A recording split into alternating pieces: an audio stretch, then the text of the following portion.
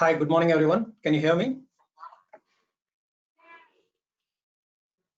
Yes, we can hear you, KP. Okay. Hi, good morning, everyone again. This is Krishna Prabhu, KP for short.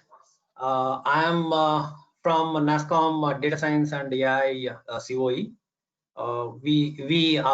I am joined by my colleague Supriya, who is also on the call. We are organizing this tech mentoring this is the 15th workshop. Welcome everybody, and thanks to Suman Devnath, who has kindly agreed to take us through this workshop today. And Suman is accomplished data scientist from Amazon, and he is also a master's. He also holds a master's from IIT Jodhpur in artificial intelligence. And he has presented in various other initiatives earlier, especially the open source initiatives in AI, including Python and so many other workshops. And this one, we are planning to do it approximately 2 to 2.5 hours, and we will give a break for 15 to 20 minutes in between, approximately by lunchtime, and then we will come back again. And again, thanks to Suman. Without wasting much of our timings, I will hand over it to Suman. Sure. Thank you so much, Supriya, and thank you so much, KP, for letting me join this session webinar. And before we get started, let me share my screen. Give me a moment.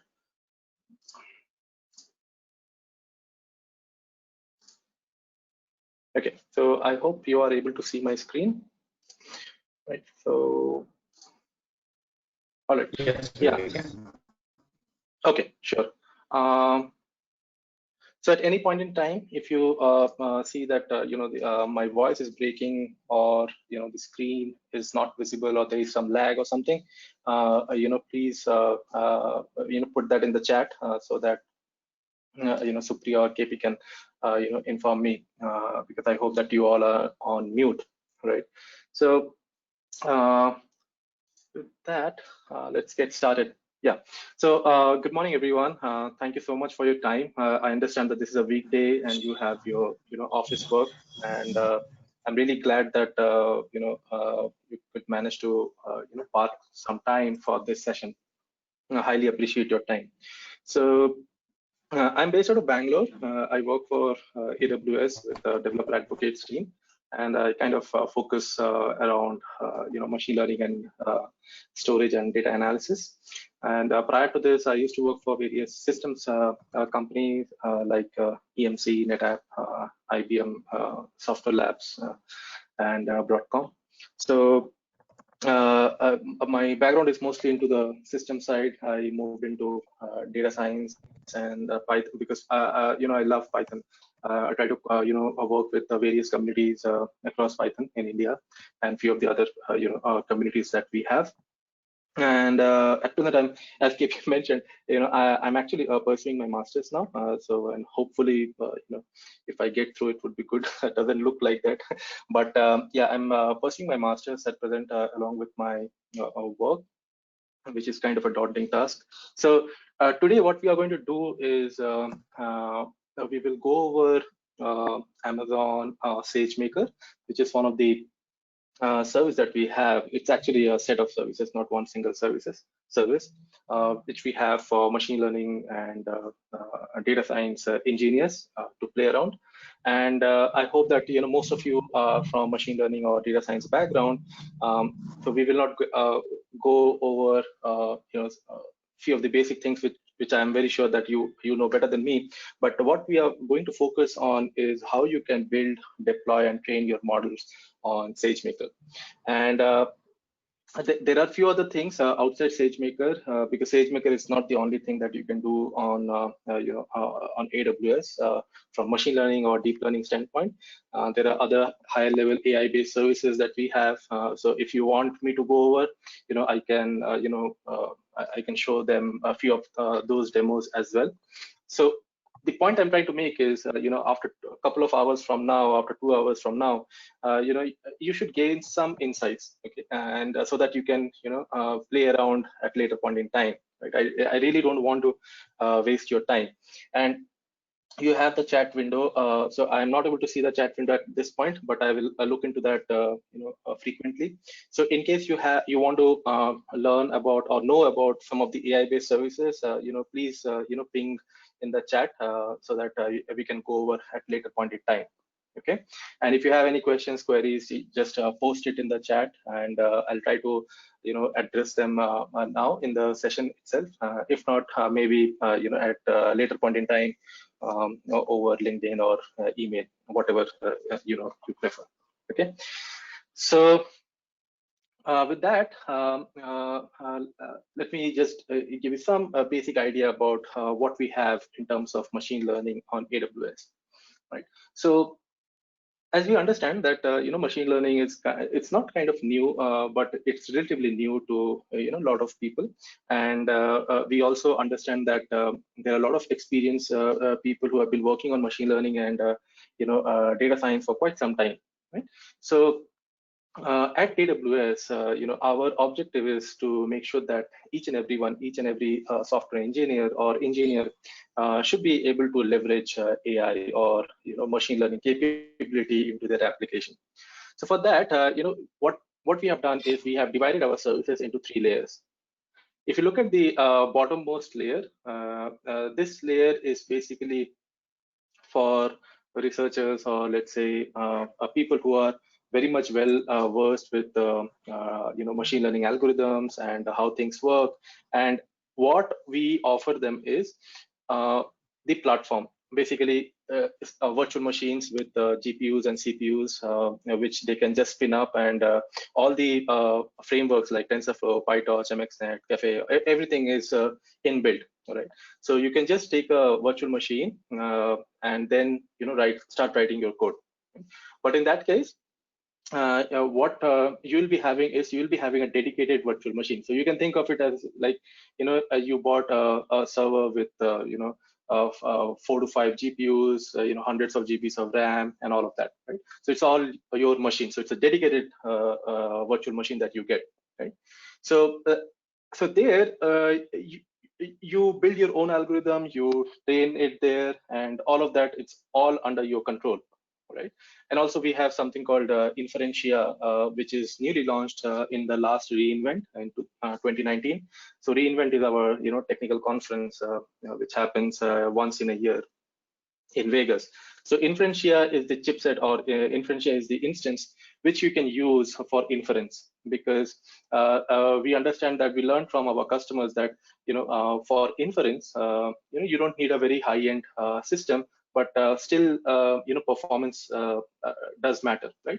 So that's why we came up with a very cost-effective but rather a very fast instance type called Inferentia, which you can use for inference, right? And elastic inference I will talk about when I show you some of the demo. This is something that that is also for inference, but you can it is actually powered by accelerated GPU, so you can still get a GPU level performance for your inference, but without having a dedicated GPU, and it reduces the cost by almost 90% with respect to having a having the inference on a system which has GPU. Okay, so we will touch base on that. So this is for for your research work, or if you are very much into deep learning or machine learning, and you just want to get start, you just want to have a system from where on top of which you can start building your algorithms and training.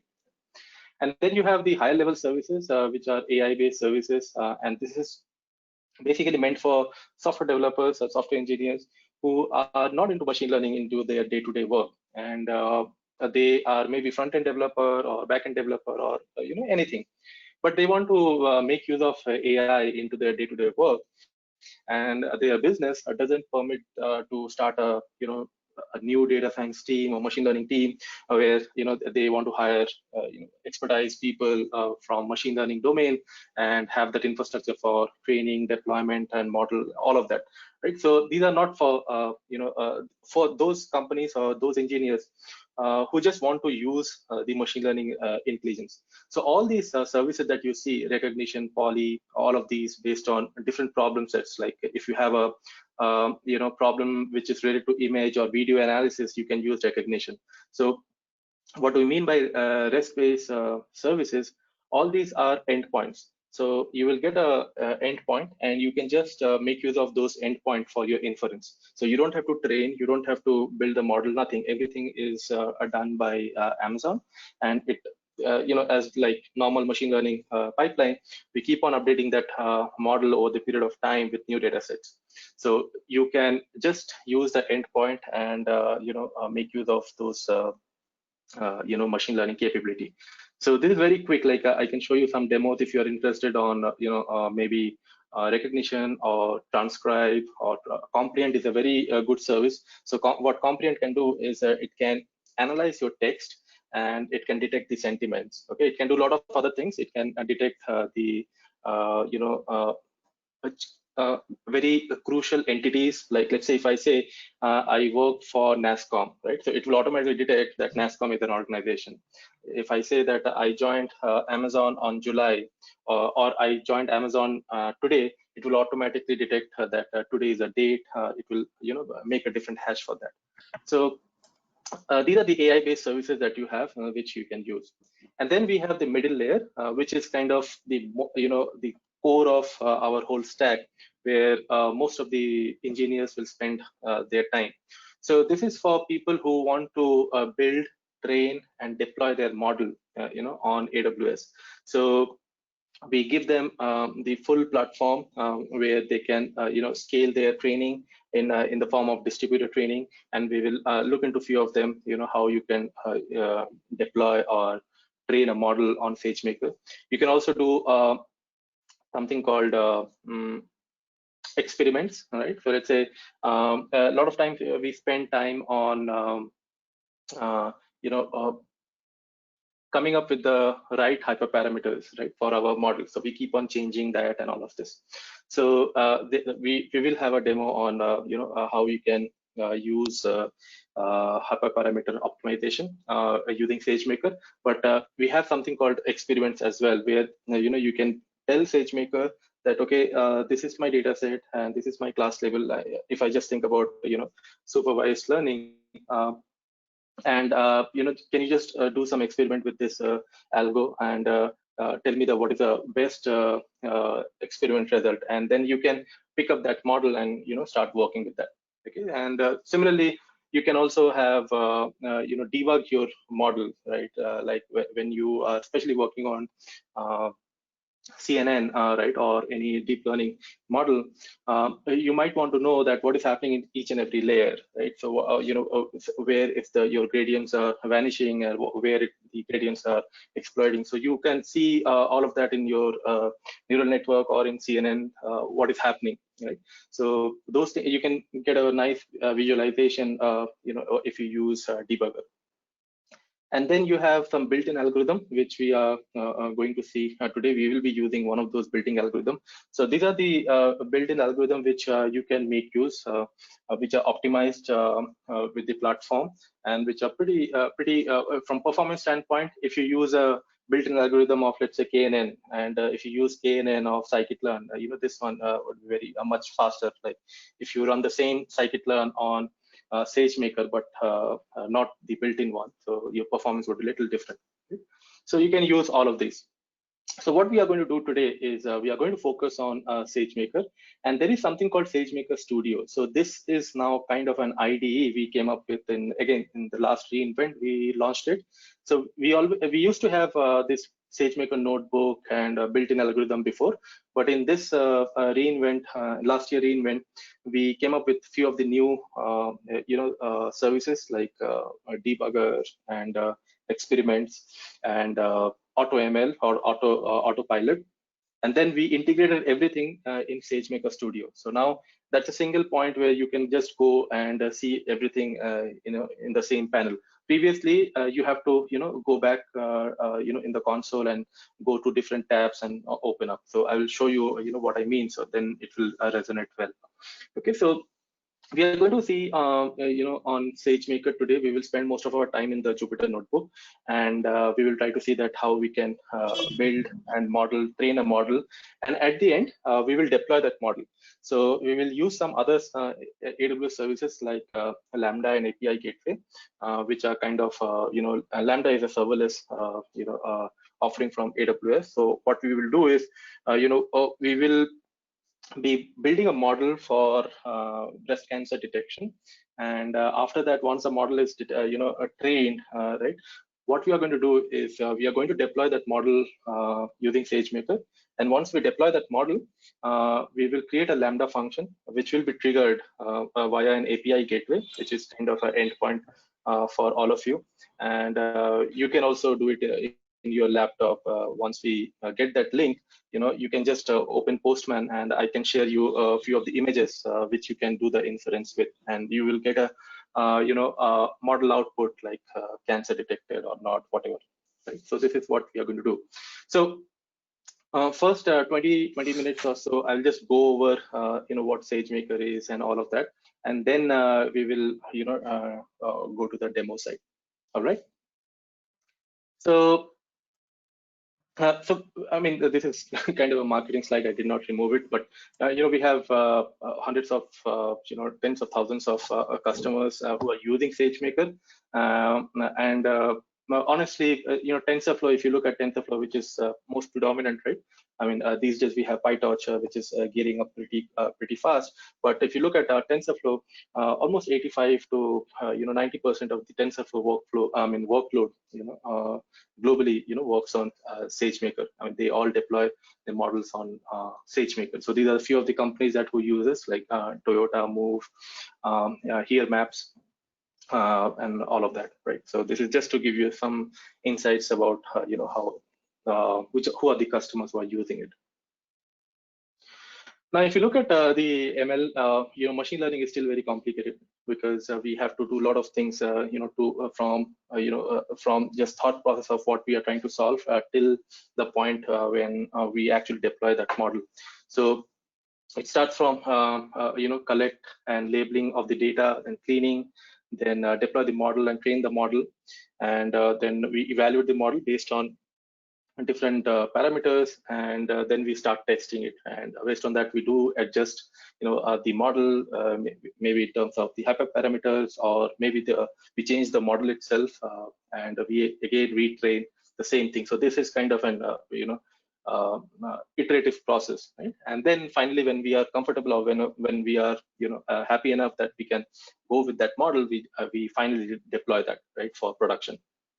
And then obviously, you have to make sure that your model is scalable. I mean, not model, but where the model is deployed, that is scalable. Right? So if today five people are doing the inference, system is working pretty good. But let's say tomorrow maybe 500 people are going to your application and trying to do the inference, your system should not break, right? So if you look at this whole pipe, because this is common, it's nothing specific to AWS or any vendor. It's a general high-level pipeline for any machine learning project.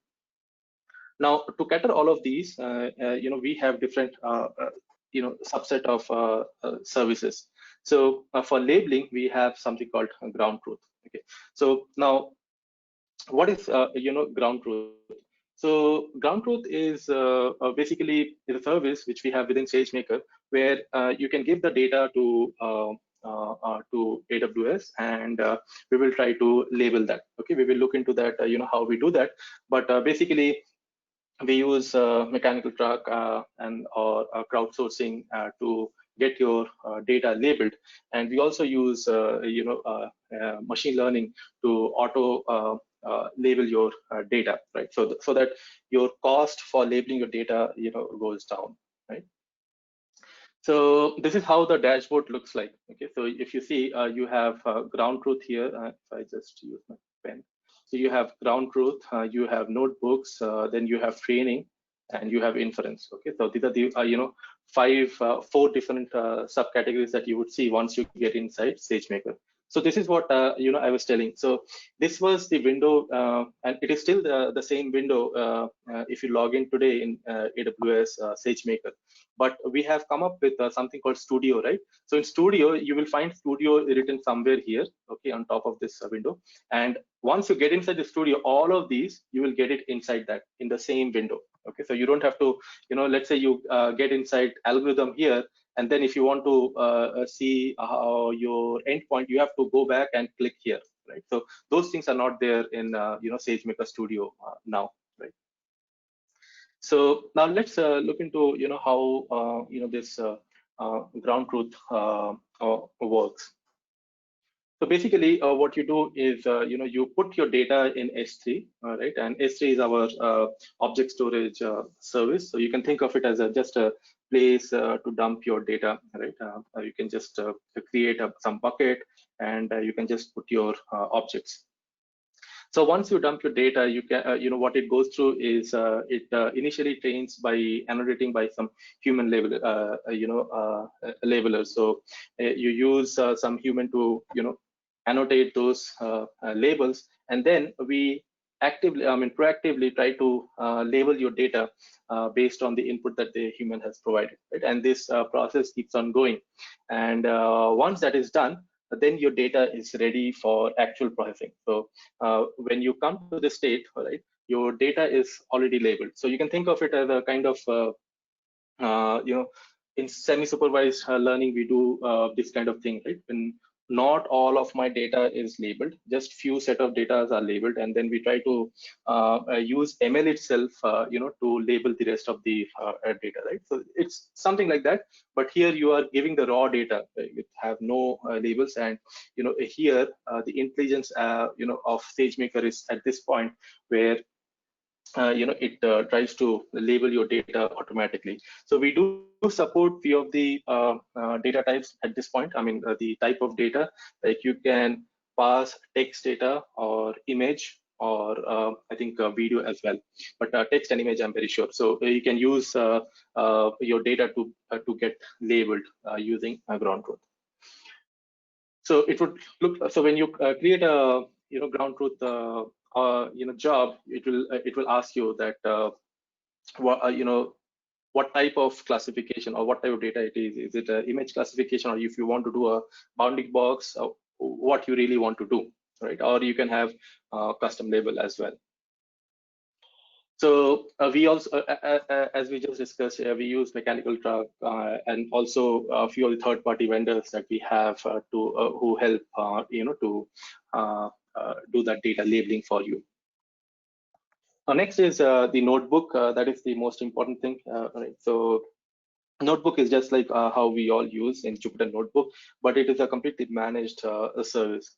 By managed, what I mean is you don't have to install MXNet, PyTorch, TensorFlow, etc. Right? Everything is loaded into that notebook when you spin one, right? And you can just open a notebook or fire a notebook, and you would be able to see all these modules already there, right? And you can just change the kernel and start writing your code. So the way that it works, and we will go over how we can create this, so that way you will get an idea. But the way that it works is you have you will be you as a customer will have your own VPC. So VPC is this is something that we use for networking, virtual private network, where you can access all your resource within your account, right? This is completely private to you. Okay. Now within this VPC, all your resources stays here, right? So like you create a virtual machine, or you create a some database or whatever, right? Everything is happens within your VPC. No one else have the access to that. Now, when you create a notebook, right? It's actually basically a container, right? Which we spin at the backend. But since we spin that container, that instance from where we are spinning that container, that is not in your VPC. That is there in Amazon's VPC, right? So you can think of this as this notebook will be fired from some virtual machine, right? And this virtual machine, it's not in your VPC, right? Because you are not creating this virtual machine, right? So what happens is, we create that container for you, and then we have to give access to you, right? But you are into your custom VPC. So what we do is we create an ENI or Elastic Network Interface, and then we give you the access, right? And then you can just log into your notebook and start working with that. But actually, the machine that is powering that notebook is actually staying in Amazon VPC. And similarly, we will see that through that Jupyter Notebook, you can start your training in SageMaker. All right, you can build your model and all of that. And again, SageMaker, is not within your VPC, so you'll get a SageMaker endpoint and you can access that. Okay, so that way your notebook can access your internet. Your notebook can access your on-premise infrastructure or anything, right? And your notebook can access all the resources that SageMaker have, right? So it's kind of both ways it can talk to. Now, in terms of the permit, so in SageMaker or in AWS, whenever you use any resource, everything is very much secured. So you need to grant permission to each and every resource, right? And the way that we do it is through IAM policies and roles, right? So just like how you create a user and then you create a group, right? And then you add that user in that group so that he or she gets the permission. And in AWS as well, everything is around IAM policies. So let's say you have saved your data in S3. So that means that your notebook should have the permission to access your S3, right? Similarly, if you have a Lambda function, right, which will be triggered, to access your model or for inference, then you have to, give right policies so that the Lambda function can access your model and all of that. So just to keep that in mind, I mean, I'm very sure that you might know all of these, but I just want to give you an intuition that whenever you log into SageMaker, you will find at every point that it will ask you for IAM policies and all of that. So this is what is happening in the backend, right? So we need to make sure that we give right permissions to each and every service wherever is needed as applicable. And here there are a lot of services. You don't have to worry about all of these. As and when you use them, you can pick those. But in brief, EC2 is our virtual machine service. So if you want to create a virtual machine, that's the service that you will use. Elastic Container Registry is the container, a repository, just like Docker Hub, but this is within AWS. Code commit is, you can think of this as a GitHub. It's a version control, and it can do a lot of other things within AWS. Then simple storage service is nothing but S3. CloudWatch is for monitoring, and AWS Lambda is our serverless service where you can create a serverless application using any of your programming language, and we just create that application on the fly. And then we have RoboMaker. This is mostly for robotics. If you want to do some IoT projects and all of these, you can use RoboMaker to do that. Right. All right. So so this is just snap it that how it looks like, but we will go through the demo and then we would come to know.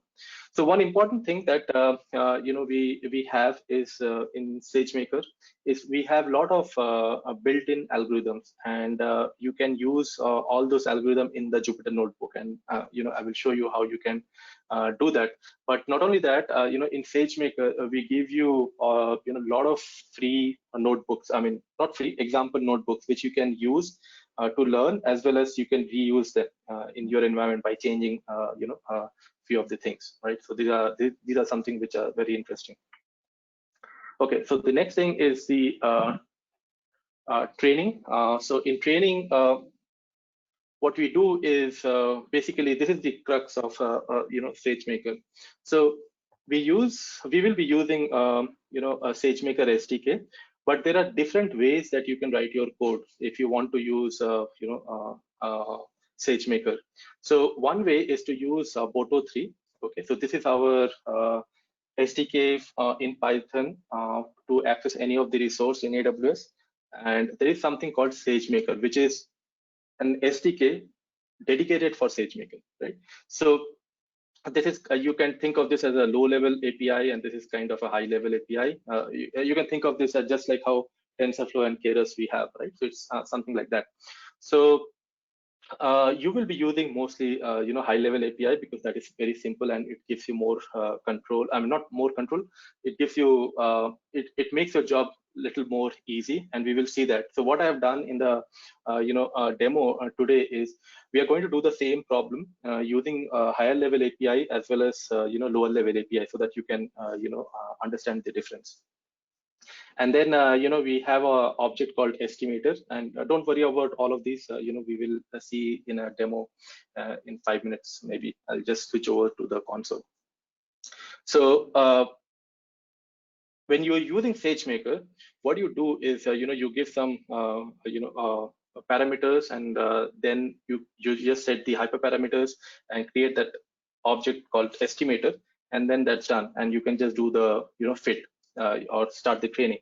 What happens is, if you see here, we have something called container right here. So that means this is the container where your model is actually there, right? So if you are using an inbuilt algorithm of AWS, then we will have a dedicated place from where you can take those containers. So you can think of it as a Docker Hub repository. But for all of our container, we use ECR, which we have just seen. So I'll show it to you. Let's say you want to train a model using k-means, or let's say a linear regressor or image classification algorithm. If you want to use any of those which AWS have implemented, so what you can do is you can just get that actual path of that container in your region, and then you can get started with it, right? And you can mention how many instances you want, what type of instance you want. So that means this training will not happen in this notebook, right? So although it can happen, it's in the local mode we call it, but ideally you will not do it in your notebook, right? So what you will say is, okay, I want to run this training in this particular instance, and you can pick the different types of instance, whatever you like, based on your memory GPU requirement, and then you can mention on how many instances you want this training to happen. So if it's more than one, and that means you're doing a distributed training, right? So this is as easy as it looks. So that's all that you have to do, and rest everything will be taken care by SageMaker.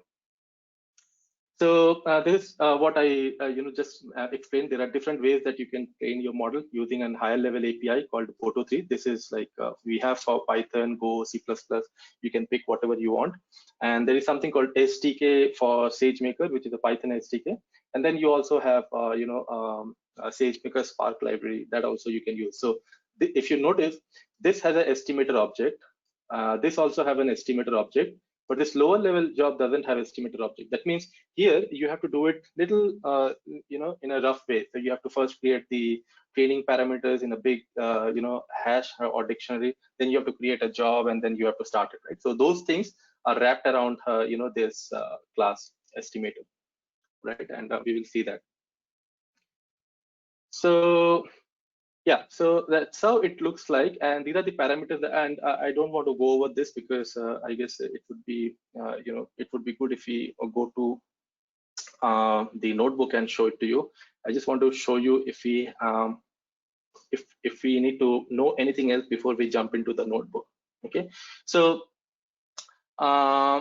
this I think this would be I think this we should go over before jumping to notebook. So what basically happens is, in SageMaker, whether you are using the inbuilt algorithm or you are building your own algorithm, whatever, there are different ways that you can start your training on AWS, right? And but in a nutshell, what happens is it creates a container for you, or you will be giving your container with your algorithm, right? And your container will come from ECR. Right. So this is that Elastic Container Registry, which I was referring to as a Docker Hub. You can think of if you if you're new to AWS. So what happens is your training data, you save it in S3. Okay. Although there are different ways, different places that you can save your data, but S3 is the most predominant way to store your data for your training. And then what happens is you can think of this as as your instance where the training is happening. Okay, and this instance is created by SageMaker. And how and what instance it will create?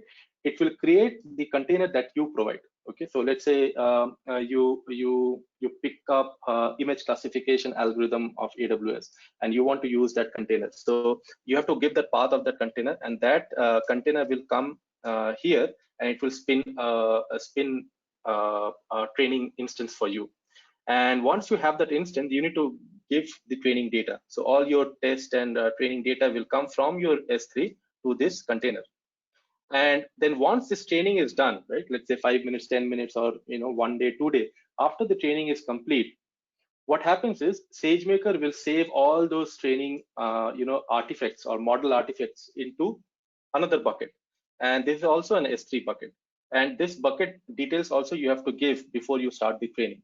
So once this training is over, it will just delete this container. So you don't have to, you will not be charged for anything. All right. So let's say the training runs for 5 minutes, you will be charged only for 5 minutes. That's all. Right.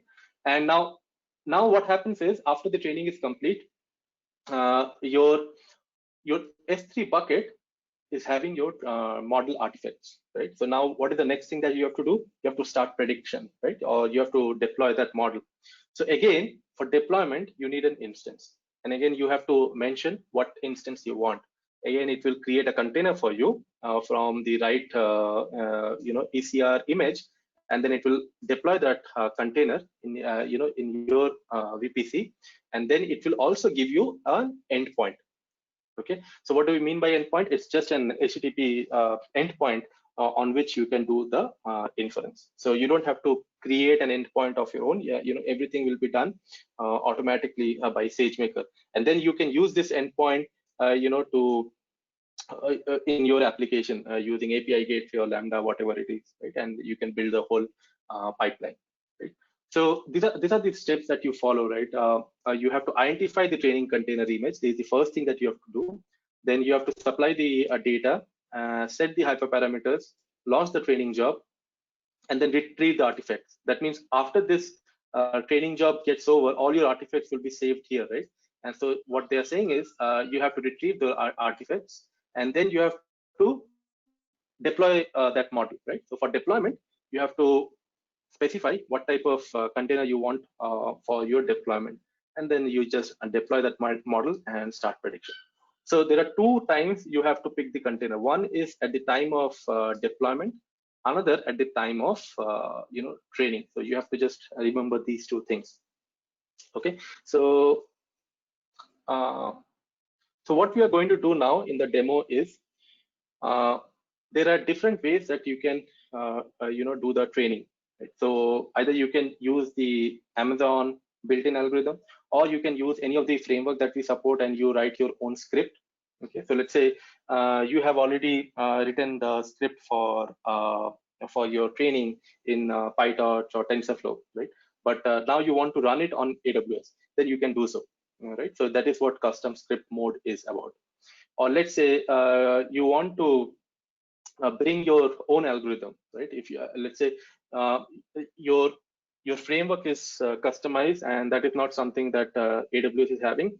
So what you can do is you can have your framework and your script ready, and you can make a container using that, and then use that container on AWS. Right, so that way you can make use of all the SageMaker goodness for deployment, scalability, and all of that. Right? So it's not only about that you have to come to SageMaker to write your code to use our framework on.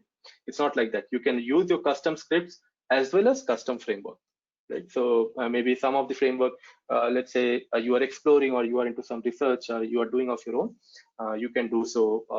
You don't have to rely on AWS.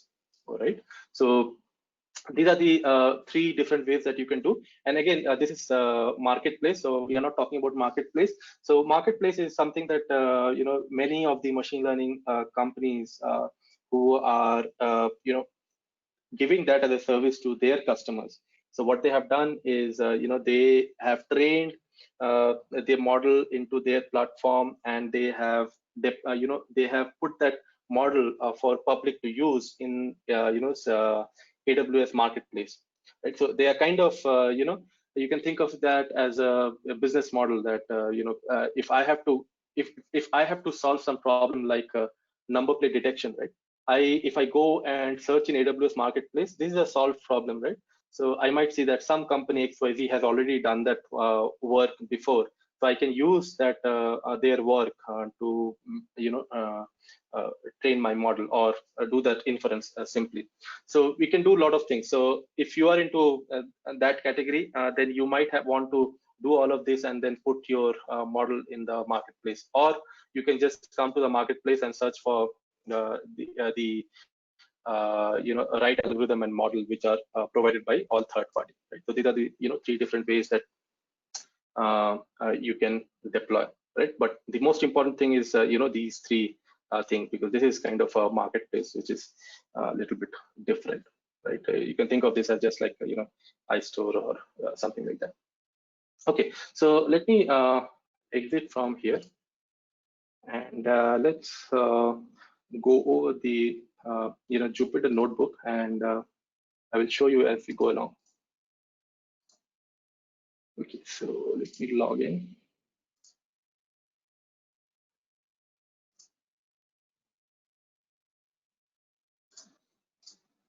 All right, so I'll show you from the home page.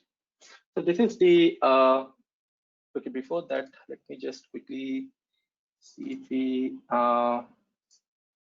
if we get any questions. Okay, there's no questions. So if you have any questions, feel free to ask in the chat. Okay, I'll try to answer. All right. So now when you log in, you will be into this page, right? And under machine learning, you will find all the machine learning related services. And the one on the top is SageMaker. If time permits, I will show you a few of the other services like recognition and maybe comprehend or something, right? So let's go to SageMaker. I just click on SageMaker, and this is what you will see in the splash screen. So we have ground truth, notebook, training, inference, and all of that. And this is Studio, which we have recently launched, and that's why you will see that on the top as a pop-up message as well. So I'll show you how Studio the look and feel of Studio. You can play around that as well. It has a lot of good capability in terms of code sharing across your team. So that is a very beautiful thing. And on top of it, the UI is very nice, so you can do a lot of visualization in a much better way with respect to how you could do in the vanilla notebook. So now let's go to notebook, and I have 2 instances running right now, and I will be using this workshop notebook, but I'll just show you how you can create that. So you click on create notebook, and you can say some name of the instance, and you can specify any of the instance type, right? So basically what you're saying is how many CPUs and GPUs that you need or memory you need for your notebook, right? So ideally, as we discussed, you will not run the training on this notebook, although you could, but this is just a kind of a gateway for you to start working, but your training will be happening in some different instance. So it's a good idea to start off with a T series, which is a smaller size instance, which is good to get started. But if you want a GPU based system notebook itself, you can always use any of the P2 or P3 instances, right? So let's pick up maybe M2 MLT2 large. So you can check the spec in the documentation, what this number, what are the configuration available for this and all. And this is what I was saying that elastic inference. So you can save. This uses accelerated GPUs, and you can save almost 90% of your cost for your inference. And there are different elastic inference instances available. So you can pick any of these from this list, and you can attach. So we will not attach that.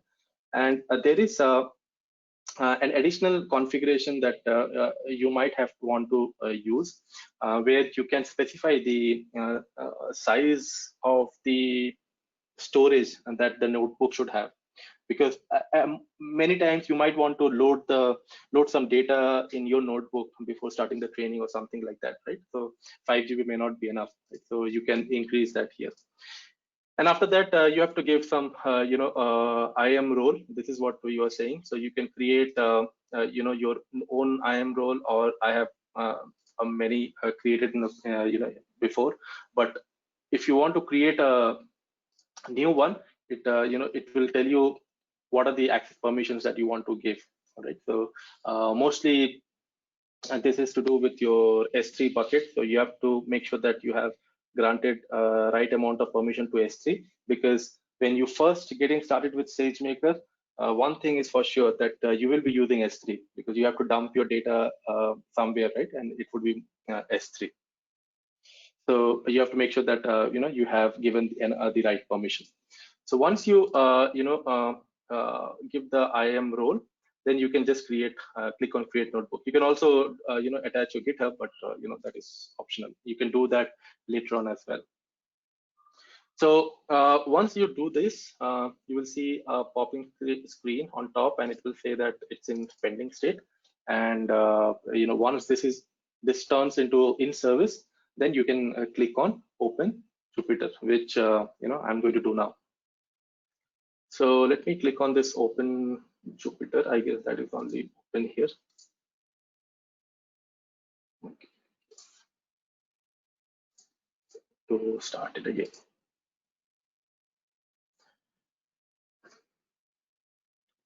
So basically, this instance is actually a container which is running on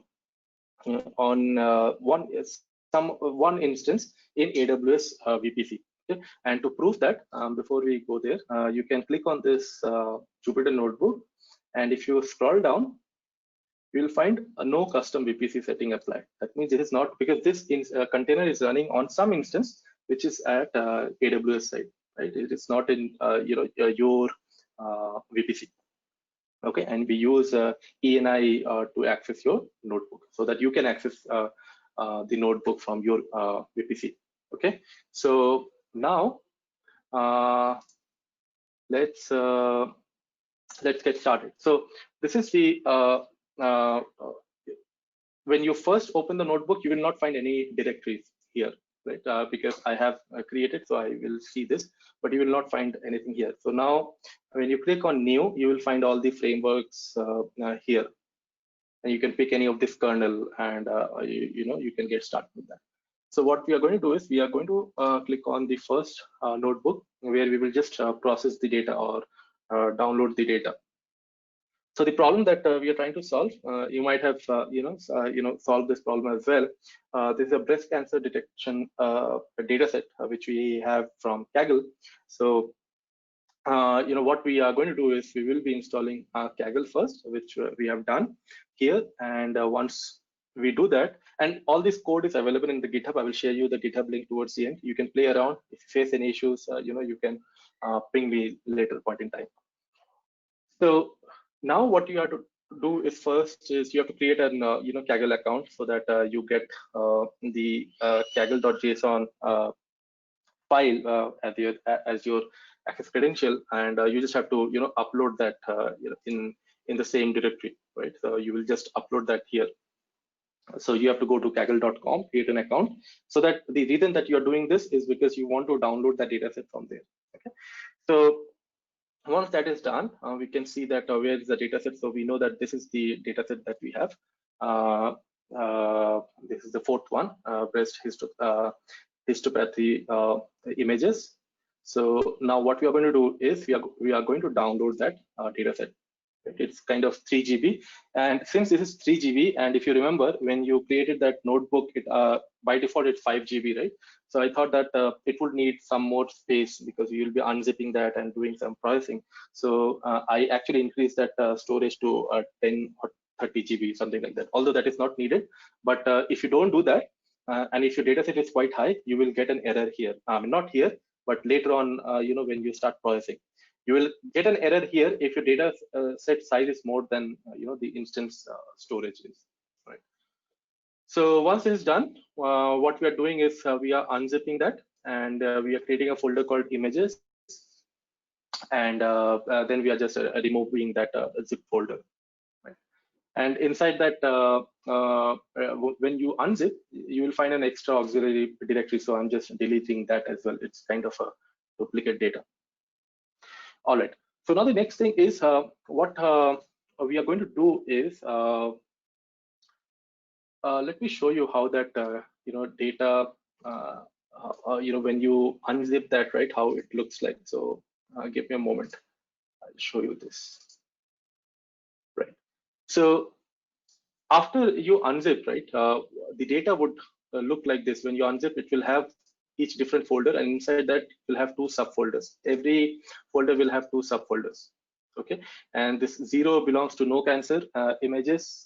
Okay, and 1 belongs to all cancer detected images. Right, these are the two class labels. It's a kind of a binary classification, right?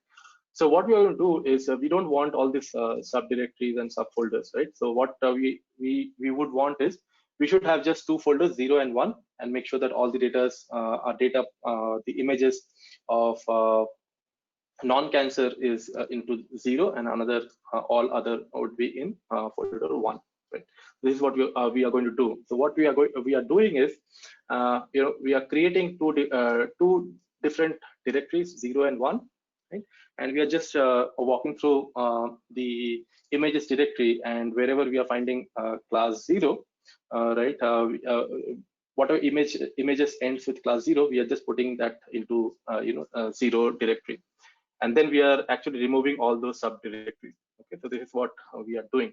And after that, if you go to images, there will be only two directories, 0 and 1. And if you just count the number of images, you will see that with 0 class, it has almost how many? Almost 200,000 images we have. And with class level 1, that is cancer detected, or the image is from a patient who has cancer, it's roughly around 70,000. So you can see that the data is not properly balanced, right? So, but we will do something to come over this. All right, so this is just for our own checking, that we can just open a random image and see that how that image looks like. It's a very small dimension image. It's 50 by 50, and we can use them, right? So this is what the data. So till now, what we have done is we have downloaded the data set and saved it in our notebook. Now the next thing is we have to convert the data into a record IO format. So before I tell you about this, let me just show you something. Okay, so we go back to. Just give me a moment. I'll just because these things I have in presentation, but I really did not want to bore you with all those slides. I'm just searching for the slide which has that information. Just 1 second.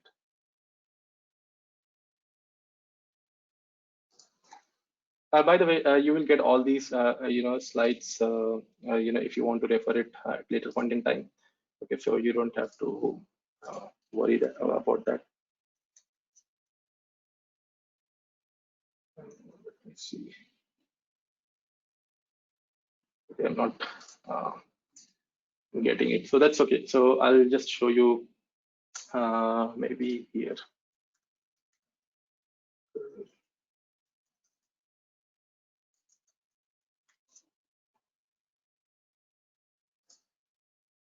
Okay, so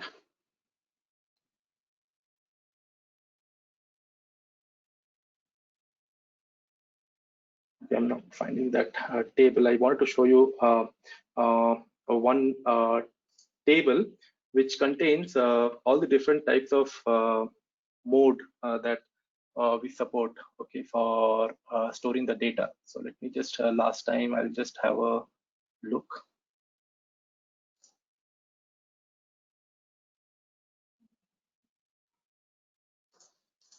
Okay, give me 1 moment, because in that case it will be easy for you to understand.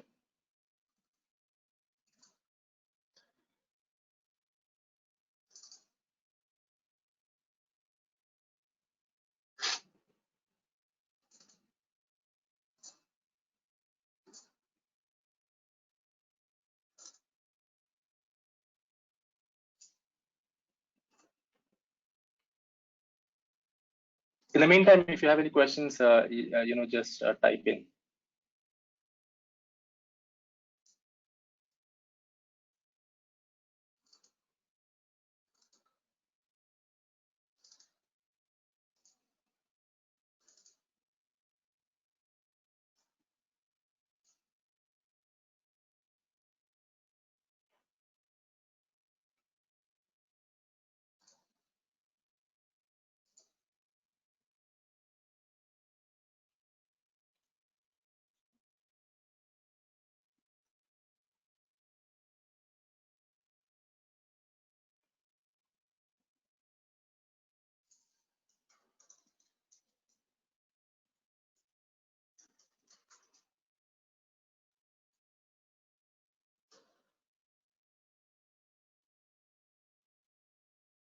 Okay. Yes, I got that.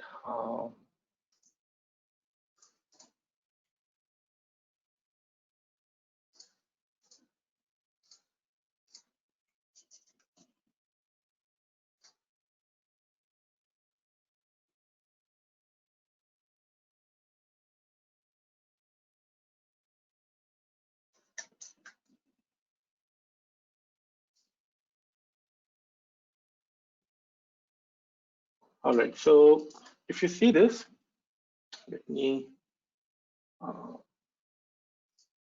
zoom in. Yeah. So if you see, we have for most of our training, right, for all the inbuilt, not only inbuilt, but also for a custom-based algorithm that you will be creating. We take the input in two formats. It can be in file mode or in pipe mode. Right? And as the name suggests, what file mode is basically, you take the data. Let's say the data is in S3, right? And let's say it is of 100 GB. What file mode would mean is it will take that 100 GB data from S3 and it will save it in that instance where your model is running. So it would be like your model, whichever container that it is running, it will be using that 100 GB space, right? So that is how the file mode works, right? It's just like you can copy the data, dump it, and then use it. And then pipe mode is it will stream, right? So it will not be stored in the memory. So if you don't have very high memory in your instance, in that case, you will be using pipe mode. And pipe mode is more efficient. And we also recommend to use pipe mode. Now, to use pipe mode, you need to have the data in a certain format, and that's what record IO is about. It's similar to how in TensorFlow you have the data type, right? So how to train that model with tensors, right? So we will be using a record IO format, and the reason that we are using it is because we are going to use pipe mode. We'll have one demo with file mode as well, but before you pick any algorithm, default or built-in algorithm, you have to come to the documentation and check that whether that algorithm supports file mode or pipe mode or both, right? Most of the algorithm supports both, but you can check them. And then there is something called parallel training. That means distributed training. So most of the algorithm supports distributed training. So if not, then you would come here and you can see that which algorithm doesn't support that. So by this, what they mean is you cannot use more than one instance while you start the training. Right? But I think this list keeps on updating. So it's better to see the documentation before get started. Okay, so let's go back to our data, to our notebook. So we are going to use Apache MXNet. We will going to Apache MXNet GitHub repo and use this im2rec.py file. And just because of this, we are using this MXNet kernel, right? Because we want to run this script. So once you download that script, the way that you can convert that into a record file is you have to first create an .lst file. So that is what we are creating. We are saying that it should have an prefix of images, and we are saying that it will have we will be parking 30% of the data for testing and 70% for training. And once you do this, you will find that the two files you will find images_test.lst and images under train.lst. So if you click on one of them, it takes a little bit of time to load because it's a good amount of data. If you see that it will give you the class label as well as the index and the actual path of the image, right? So you can see that all these have class 1, right, with the subfolder name, right? Okay, so let me close this, go back there. So now once you have these LST files, you can create this .record file or record.io file, and you say that pass through. That means you don't want to process those images at this point in time. You just want to convert them, right? So there are some capability in IAM to where you can process that image while you're converting as well. So, and also you are saying that you have to want to have a prefix of images. So once you do this, you will come here and you will find 2 files, test.rec and train.rec. There will be 2 more files, .idx, which will get created, but we will not need them. All right. So now that your data is ready, right? Ready in the sense your data is very much ready for feed into your training model. That means now this is the right time to save your data in S3, right? So what we are going to do is we will create one bucket in S3. Okay, so you can just go to S3 console and create a bucket. It's just a 1-minute job. I mean, not even 1 minute. But if you want to do it through command line, you can do so as well. But basically, I've created that through using UI, and this is my bucket name. Okay? And then we will just copy all these record.io file and test file. Okay. So we are using AWS CLI for that. So we are using AWS S3 copy. This is my training record file. This is my test record file.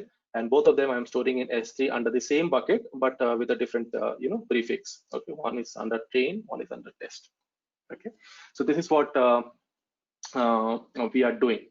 So now our data is in S3, right? So we can now try to. So let me do this. Okay, so that we don't lose track. So what we are doing is one is we are done with the data processing, right? Initial data processing. Now we are going to build the model, right? And then we will be training that model, and then we will be deploying that. Okay, so first part is done. Now we can go and see that how we can do this building that model, right? So now for that, what we are going to do is we are going to build this model in 3 different ways. Okay, so we are going to do this in 3 different ways. One is using low-level API. Okay, that means using Boto 3. Another would be a high-level API. Okay, so that would be using SageMaker, and then we will have something custom. Okay, and this would be using TensorFlow. So everywhere we are going to use TensorFlow. I mean, not TensorFlow. Here we are going to use the built-in algorithm of Amazon for image classification. And here also we are going to use image classification. But here we are going to do the same thing, but using TensorFlow, right? So you can think of this as you have already done that, in your laptop or in your premise, right? So, but ultimately everything would be, happening in SageMaker, right? So let me first show you how you can do this for using low-level API, right? So now first is you just import few of the modules. So you have to install. You have to use SageMaker. You don't have to install all of that. It's already installed in the notebook itself. Now here you configure all these hyperparameters, right? So just pay some attention now, because the things would be very easy when you use high-level API, later on with SageMaker. And that's the whole point that I wanted to show you this. So you can configure few of the parameters, the number of class, number of images, right? And if you're wondering from where I got this number, you can check that I just counted that number of files that we have while we split that data, right? So, and then you can put the number of layers that you want. So this is we are going to use CNN, right? So we can put the number of layers that we want and for our network, and then we are saying what is the mini batch size. So that means how many data points you want by the time you update the weights. And then you have the image size. So this is 3 cross 50 cross 50. So this is a 50 cross 50 image, and 3 different channels that we have, RGB channels. And here we are using augmented type as crop, color, transform. So there are different options for augmentation.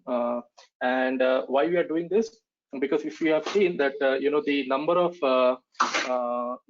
number of images that we have, right?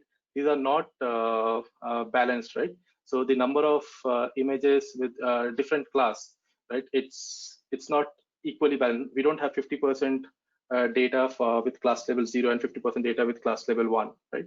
So we are using augmented type because we want that model to to make sure that we build some more new data points by modifying those few of the images. Then we are setting that epoch to 5 and learning rate is to 0.01, and and this is what we are. So these are the things that we are setting it up, and later on we will see that how we can change all of these, or how you would come to know what is the right learning rate and all of these hyperparameters. And we are using a pre-trained model. So that's what we call it as a transfer learning. So in CNN, what basically happens is I'm sure that many of you are already working on it, but we don't train the whole network, right? Because it's quite a hectic task, and people have already done that using a lot of beautiful networks like we have, right? So what in transfer learning happens is you don't you just keep those weights, initial weights, not randomly initialized. You just use the same weights that you have in the trained model, and then you just change, define the weights for the last fully connected layers, right? So if you're if you want to know about the whole architecture, I can show you the block diagram at later point. But basically, in a brief, transfer learning is something that you don't do it from scratch. Okay, so you are using some pre-trained model. On top of it, you are training the fully connected layer. So basically, just for if someone is new, so in CNN, you have the convolution layers, right? So you have those CNN layers, and then after that you have a fully connected layer, right? And then you use some function like softmax or something, right? And then you give the class label, right, or the prediction, whatever, or in y hat, right?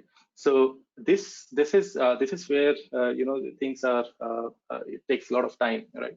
And in deep learning, it's all about what is the right weights and biases the model should come up with at the end of the training, right? So because initially we initialize them randomly. So when you are using transfer learning, you don't randomly initialize the weights and biases of this layer. So you are using some pre-trained model. All you do is this part, all the fully connected layer weights that you manage, or that you come up with during the training process. All right, so next you just give a job name, and the reason that I broke this into a separate section is just for better readability. Otherwise, you can do all of these in in one cell or in a 1.py file, right? So what we just want to know that what is happening and why we are doing this. So we are just giving some name for the job with some timestamp, and then we are also giving the prefix where our input data is, right? If you remember, we have saved that input data in S3, and also we want to give the output path, because this is the path where the model artifacts would be saved. It's all under the same bucket, but we are just using different folders, or you can think of it as a prefix, right? It's not a folder actually, but it's a prefix, right? And then you tell what is the instance type that SageMaker should use to train your container. Okay, so to start the training, so we are using MLP2X large. Okay? It's quite a decent instance.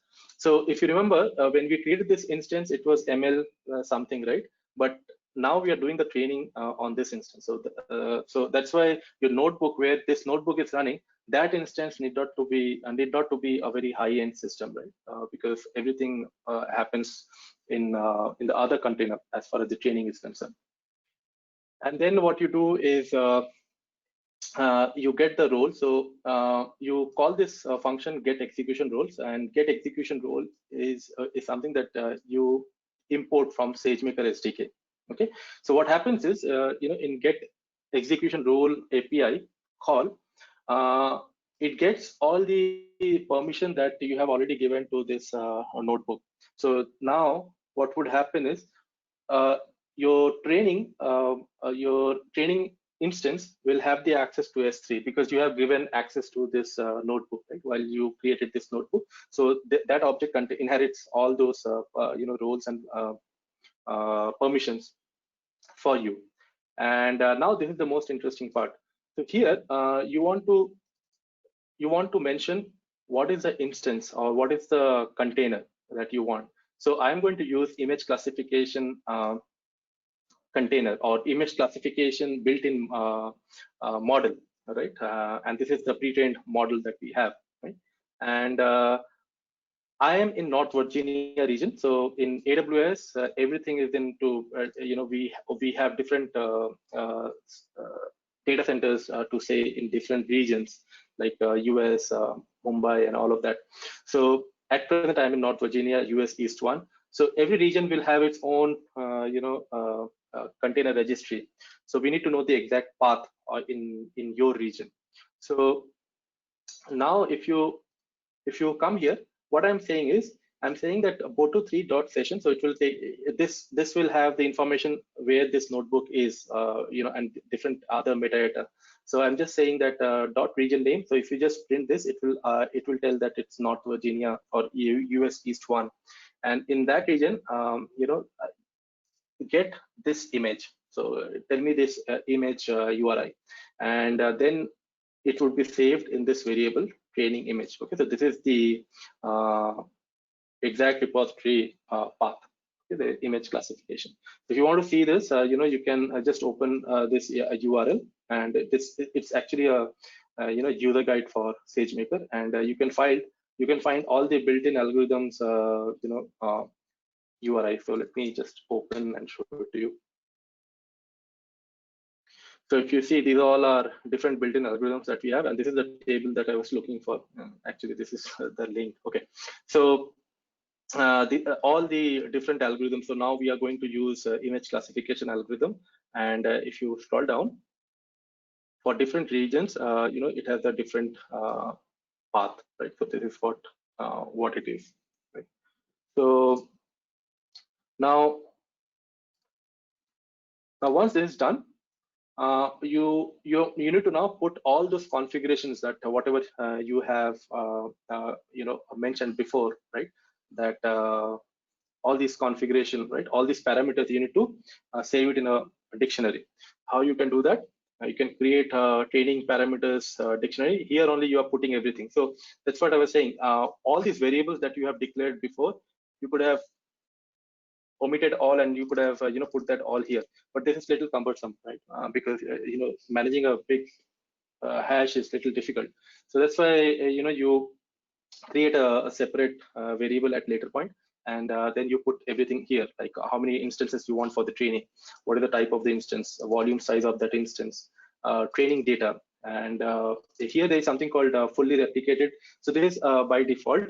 So that means that if you are doing a training in a distributed fashion, right, then it might happen that, let's say you have 3 instances you're using for your training, and you don't want to replicate all the data to all those 3 instances. You want to split that, so you can do so. So it's mostly for distributed training mode, where you will not use fully replicated, but it will distribute the data, training data. Let's say you have a 10 GB of data, and you use some hashing, and then you can use 5 instances to your training, and it will all be equally distributed. Your training data set will be equally distributed across those five instances, and the hash that it uses is using S3 prefix hash, right? So that is something you can check when you are running any training in distributed mode.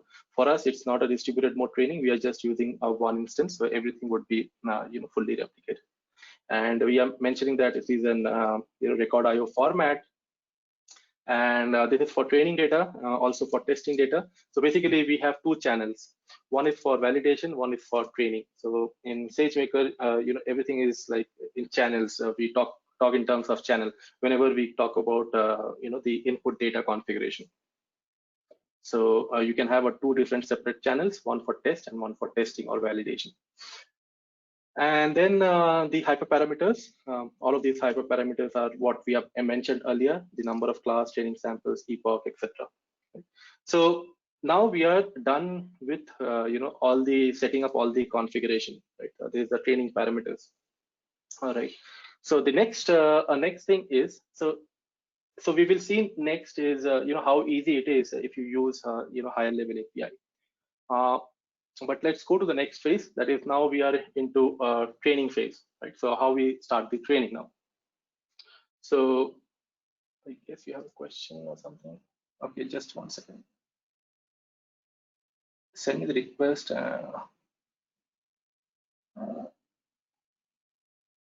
Do we have to have 2 endpoints? Okay, there are a few questions which I will take it as we go along. Okay, so one question is for sending a request and receiving a request in custom setup Docker container model. So what is the question? I did not get that.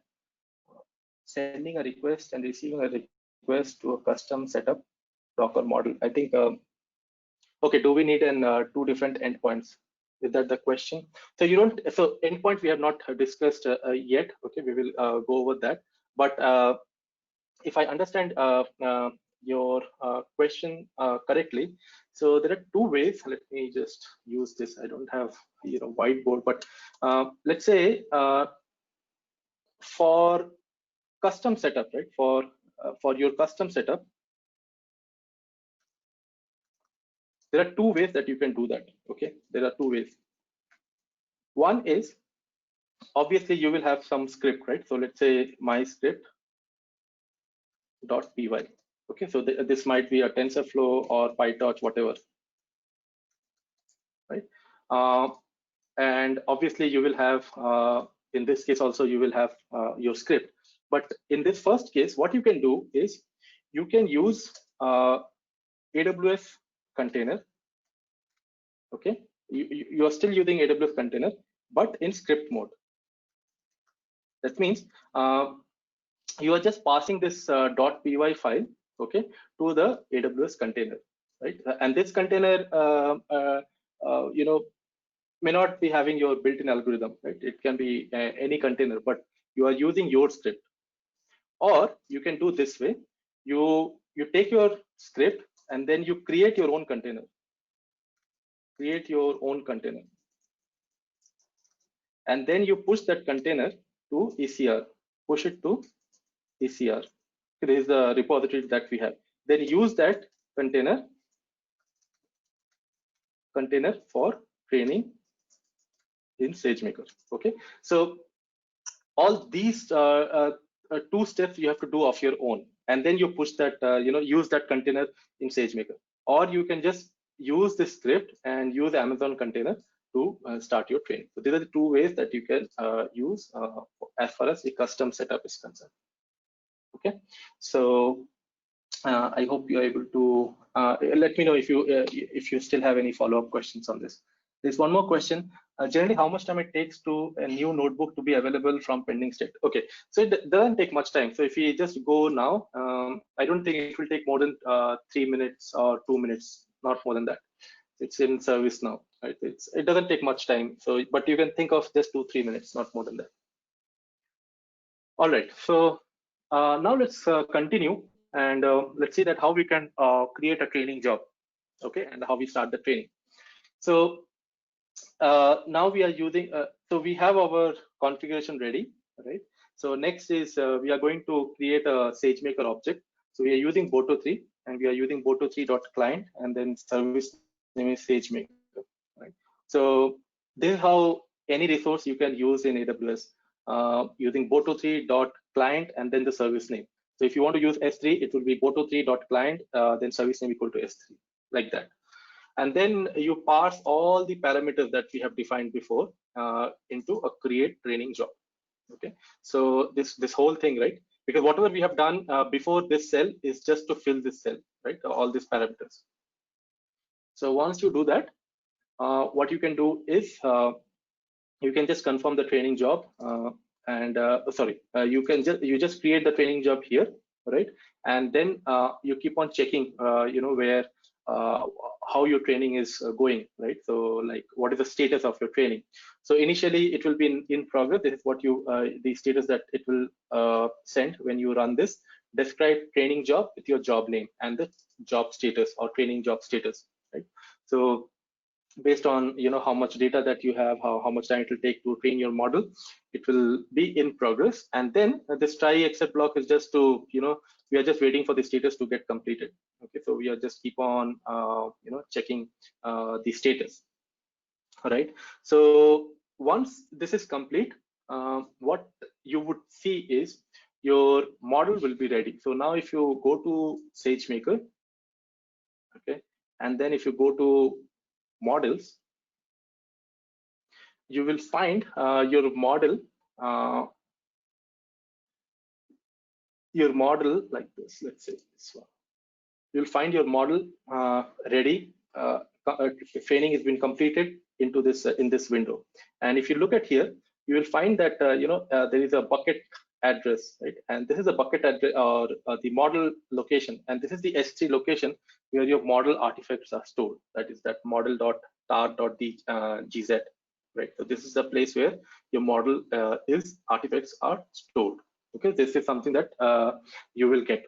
Okay, and then you can use this model for your deployment. That is what we are going to do next. Okay, so now how you would know where that model artifacts are stored. We have seen the UI, but you can always do that through your code as well. So you can use the same object, a SageMaker client, describe training job, and then model artifacts, S3 model artifacts. This is the hash that it has, and it will tell you the exact location of your model. Right? So this is how you can train your model using low-level API. Right. So before we get into the part 2 where we will be doing some hyperparameter optimization, I want to show the demo with higher level API. Okay. So let's go to this notebook. This is another notebook which is using a higher level API. So now you see that we have imported a SDK called SageMaker, right? So this would be very easy and simple. So you just have to give all this configuration, which is which was same as before, right, for the low-level API. But now you don't have to create that big dictionary, right? So you just give the unique job name and select that training data location for your input, as well as your input training data location and the input test data location, and the output S3 bucket path.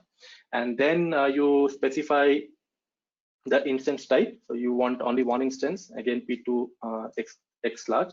So till this point everything is same, right? Till this part when you again use that image classification image, right? You have to know the container path. So there is the same path. If you just run it, it will be the same path. Okay, so now once this is done, right? Or what you need to do is, you have to create this object called estimator.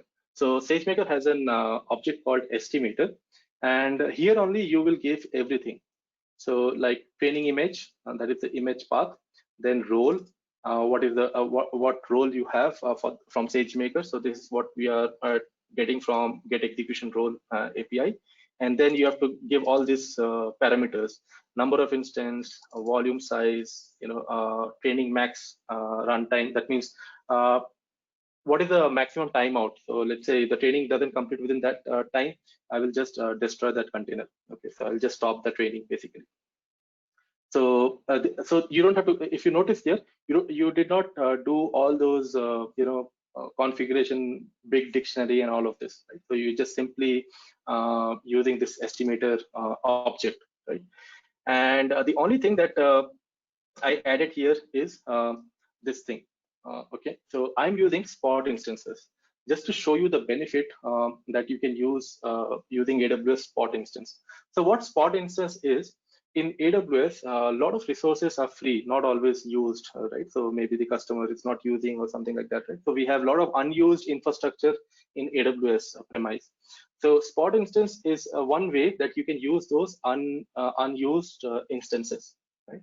So you can just say that, okay, I will be using spot instances, not a dedicated instance, which is by default. And you can save roughly around 90% of the cost. Okay, so you can save almost 90% of the cost with respect to dedicated instance. So for that, you have to give this flag like spot instance true. So this is what this flag is about, because I made this option as true before, I believe. Done that.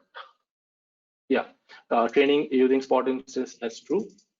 Okay, so that's the only difference in this particular training. And the other thing is, we are using input mode as pipe. Okay, so can you hear me? Because I got some disturbance. Can you hear me? Yeah, we can hear you. Okay, thank you. Right, so we are using pipe mode. That means we are going to stream the data. We are not going to use the file mode, which is by default. And then once this object is created, we use estimator dot set hyperparameter. So this is where we are setting all the hyperparameters that we have used in that big dictionary before. And that's all. So once you do that, you are good to go with your training. So when you start your training, you use the same SageMaker object and you give that input data. And this is for your training and this is for your validation. And once that is done, you can use the fit call. So the fit method is just like any in scikit-learn also, like they use fit. So we use estimator dot fit, and then you pass the training data set and the validation data set and the job name, whatever job name that you have. All right, so now it starts training your model. Now it goes through the number of epochs that you have mentioned and all of that. And towards the end, if you scroll down, you will see how much time the training ran. So the training ran for almost 1,000 seconds, but you are built for only 300 seconds. So you got roughly around 70% cost savings for this. So this is pretty handy. So whenever you are exploring with this, it's highly recommended that you use this feature of spot instance. Okay, so it's very useful. All right, so now before we deploy this model, I want to show you what is hyperparameter optimizer in AWS. Right, so what happens is, let me go to the slide. I think this would be, I need some, yeah, let me have some water, just give me a moment.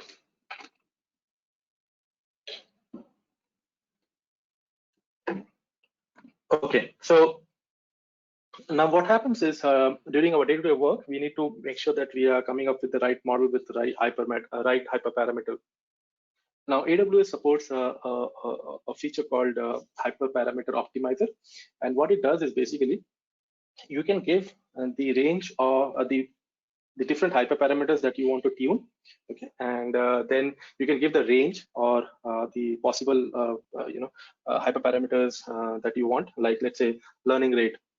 You want to have a learning rate should be 0.1 or 0.01 or 0.05. What is the right learning rate?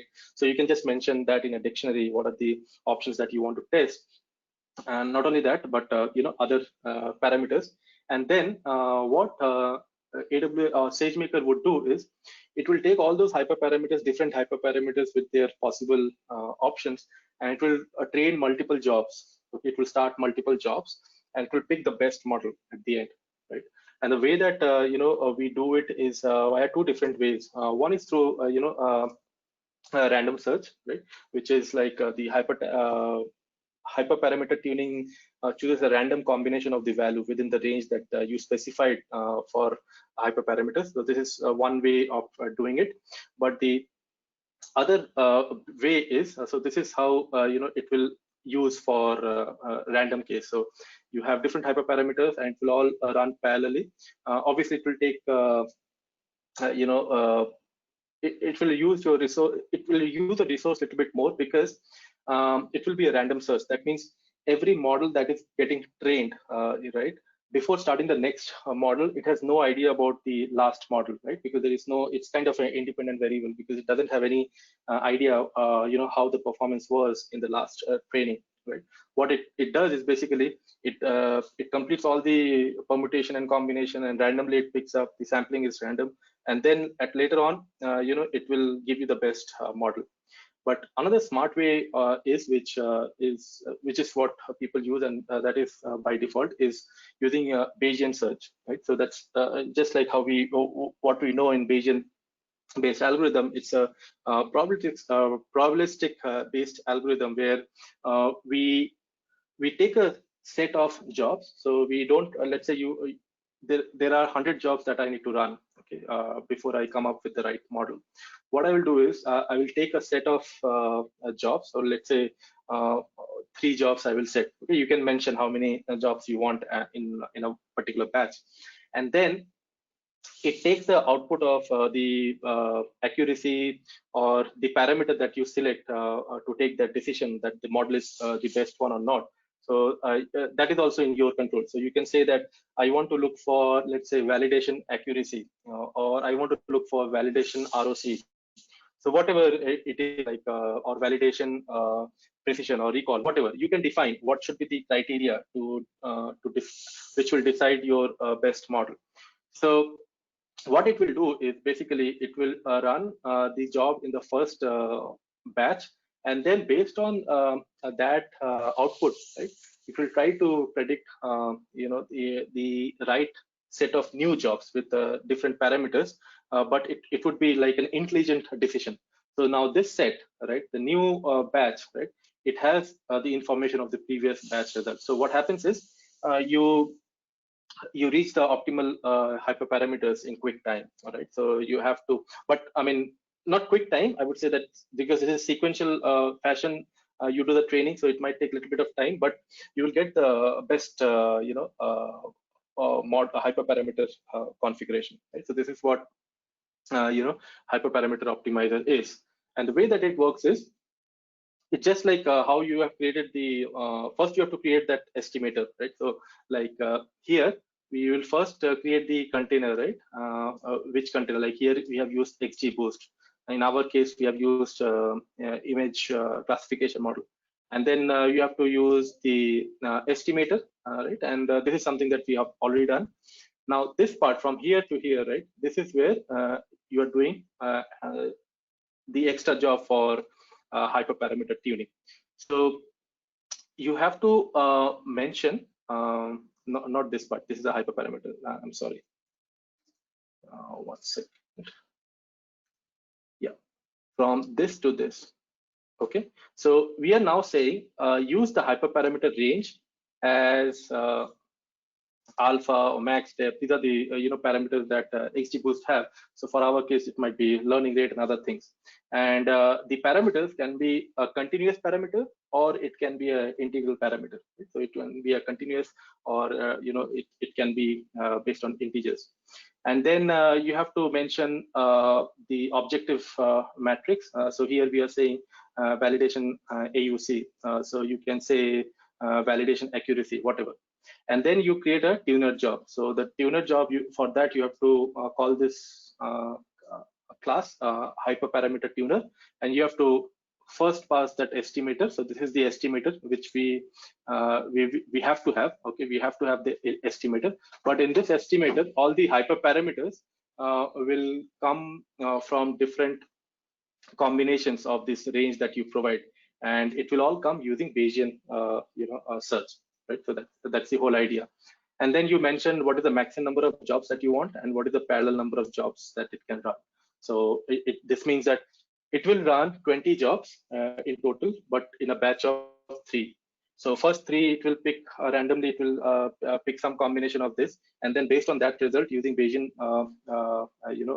probabilistic algorithm, it will pick the next set of hyperparameters, and that's how you will get a best model which has the best AUC, AUC curve for validation data.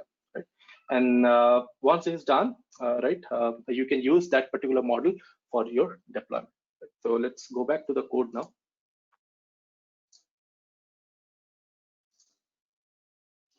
So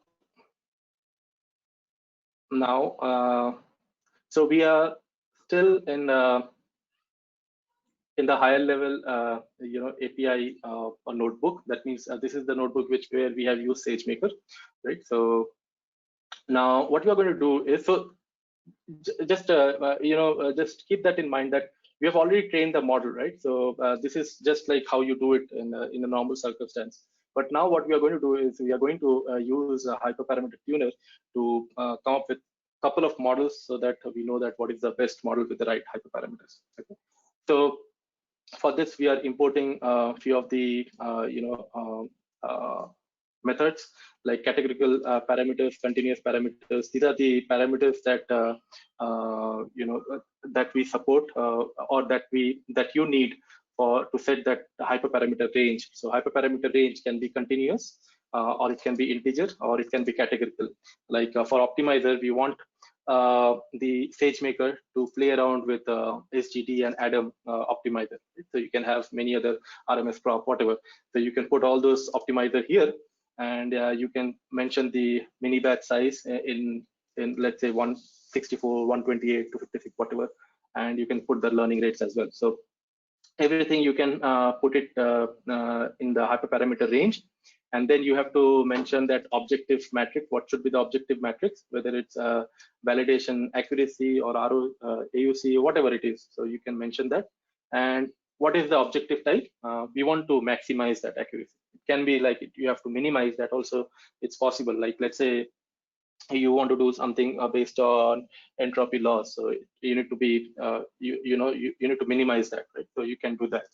And then you mentioned that maximum number of jobs and parallel jobs, right? So this, we are just doing it for two because it's just for demo. And then you mentioned that job name and the time, unique name with the timestamp.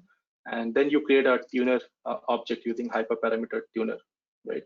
So once you create that, pass all these parameters, right, whatever we have declared before, you can start the training. So you can just run tuner.fit with the training data and validation data and the job name. It's just so this is very much similar to how you did the training for a normal estimator, right, with all the hyperparameter set. So in that case, you use estimator.fit, right? But here you use trainer.fit. But this trainer is actually containing that estimator, right? Because you have to pass that as a hyperparameter tuner, to this class. What is the base estimator, right? But the only thing is now, you are giving the hyperparameter ranges, right? So it will overwrite all these hyperparameters that it has in this estimator, right? And keep on iterating. Now, once this is done, you would see a lot of jobs, in the console. And how many jobs we are expected to see? We are expected to see 2, because that is the maximum number of jobs that we have defined. So let's go back to our UI, and there is a tab called hyperparameter tuning jobs. If you click there, and if you click on this tuning HT, this is the tuning job for with using high-level API. If you click there, you will find, since the training is over, I started this in the morning, you see that in progress is 0 and completed is 2. Now, if you come here and click on best training jobs, you will find that this is the best training job that it found. So, and it also mentioned that what is the validation matrix, that it is validation accuracy. I mean, what is the objective matrix? That is validation accuracy, and this is the accuracy of roughly around 86%. Right? And you can also see, other parameters that we have set. If you remember, we have used augmentation type. Right? So, and this is the learning rate that it has come up with. Right? So if you look at this is a continuous parameter that we have used. So this is the learning rate that it decided that this is the best learning rate based on the option that we have given. Also, if you see, the optimizer is what it has selected was SGD, right? Not Adam. So these are the things that you can see. And if you go to training jobs, you will find both the jobs. So if you find there are 2 jobs it has created, out of these 2, this one is what it has picked as the best one, right? And then you can use this particular job to create a model, and then we can deploy, right? So let me go back. So now let's say, okay, before we go to the deployment phase, let me show you how you can do this in the low level API. So this is in the we're using Boto 3, right? So if you remember, we have that we just stopped here by creating a model, right? So now if you do it, if you want to do hyperparameter optimization using low level API, you can do so, but again, you have to create a long hash, right? So again, here you have to explicitly say what is the categorical parameter range, what is the continuous parameter range, what are the integer parameter range. Now, if you compare this with the high level API, the way that you did is using this hash, right? And you just pass that to the SageMaker object, right? To this hyperparameter tuner object, which comes under SageMaker. So these 3 lines, right? For this, just one small dictionary. For this, if you want to use the lower level API, you have to write all of this. Okay. And after that, it's pretty straightforward.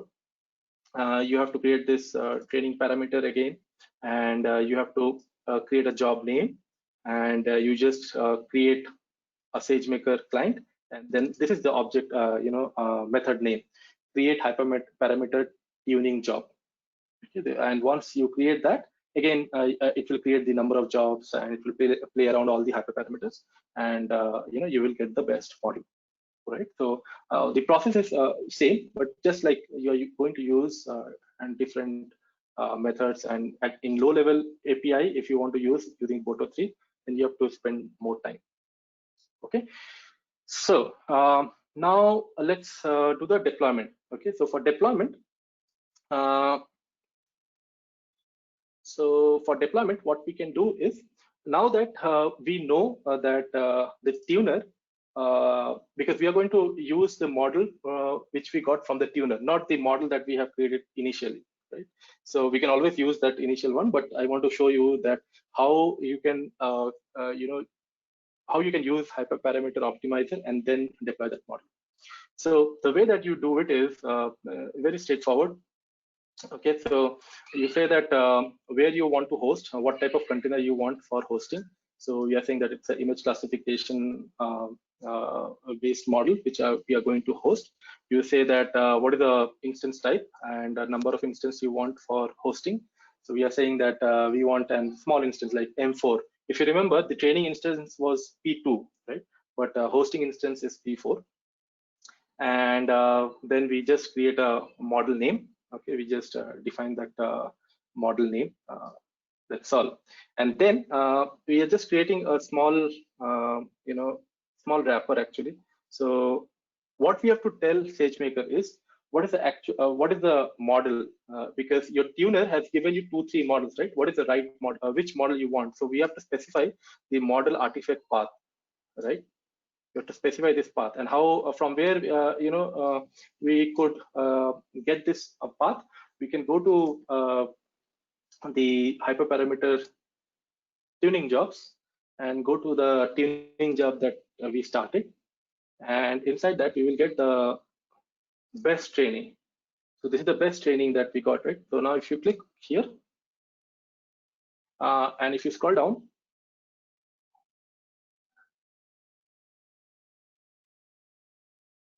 you will find that S3 model artifact location, right? So this is what you have to copy. You can always do that through through the code as well, but I just want to show you that how you can easily get it through UI. Now you have to copy this link, and then you can just paste this link here, right? So that means this is a model artifact, and we are telling SageMaker now you create a endpoint using this model, right? So, and this whole thing is this small this method we are calling this model is from SageMaker, right? And we are giving the model name and the model artifact path and the hosting image, right? And what image we want? We want this image, right? This image from the container. This will come from your ECR repository, right? So once this is done, and we use a predictor class, this is for prediction when you do the real-time prediction, because we are going to use real-time prediction, right? So this is just for that, right? And once this is done, you can create an endpoint. So now the way that you create an endpoint is you can tell SageMaker what should be the endpoint name, okay, and you can define the endpoint configuration, and then you create that model, okay.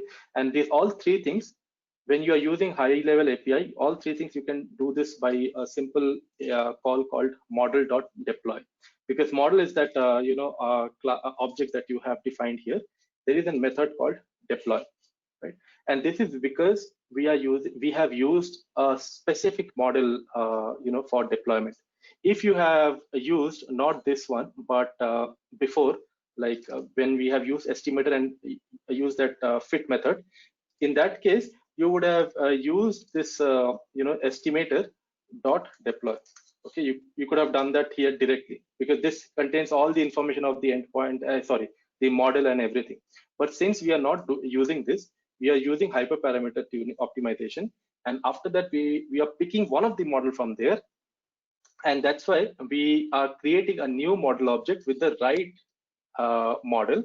That's why we have to create this, declare this instance, and then run model.deploy, right? Because we cannot just do tuner.deploy, because tuner, this object, we cannot do tuner fit and then tuner deploy, because tuner is not single job, right? It contains multiple jobs depending on your configuration. So we can start the deployment, and once this is deployed, right, you will get an endpoint. And how you know that the deployment is over? You will find a small hyphen, and the moment you see an exclamatory mark, you know that the deployment is done. So one key point to remember here is your model creation, endpoint configuration, and actual endpoint, everything you could do using one by calling one single method. But if you use a lower level API, you have to do first create the endpoint configuration, then create the model, and then you can deploy the 3-step process. Okay, so once that is done, you can do some inference. So let me see that. I guess I have not started this notebook. Let me see that, just 1 second.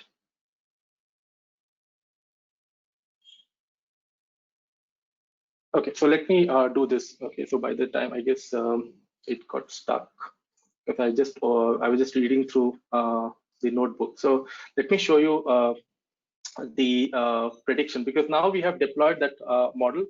We want to do some prediction and see that whether it is able to predict it correctly or not. But before that, I'll go to SageMaker and I'll show you how that endpoint looks like. So if you come to endpoint, right, and if you click on the right endpoint that you have created, it will you can get it from your code, that what is the name that you have defined. So if you remember, we defined like this: breast cancer detection, HPEP, then the timestamp. So if you click here, you will get this endpoint, right? So this is the HTTP endpoint that it has created for invocation, right? And what we are going to do next is using Lambda function, we will be using this endpoint name, right, and use a Lambda to build an application, right, where you can do the inference. So we'll do that next. But before that, let me show you some prediction in the console itself, right? So yeah, so let me show you some inference. So now we have this we have all these images under 0 and 1 folder, right? So if you run this, right, you will find that it will be able to predict the class of this particular image. I'm not really sure why it's taking so much of time. Let me close this. Am I logged in? Check that if I've logged out or not. Just give me a moment. Let me restart that.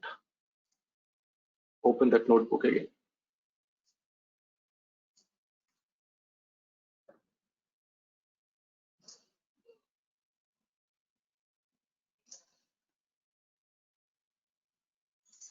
Okay, I guess in the meantime I can take some questions. No, that's okay, Krishna. I'm okay with no need to take any break. That's fine. Yeah. So, but if you have any questions, please feel free to ask. In the meantime, I will just try to open that. Let's see. So, okay. Now, if I hold up.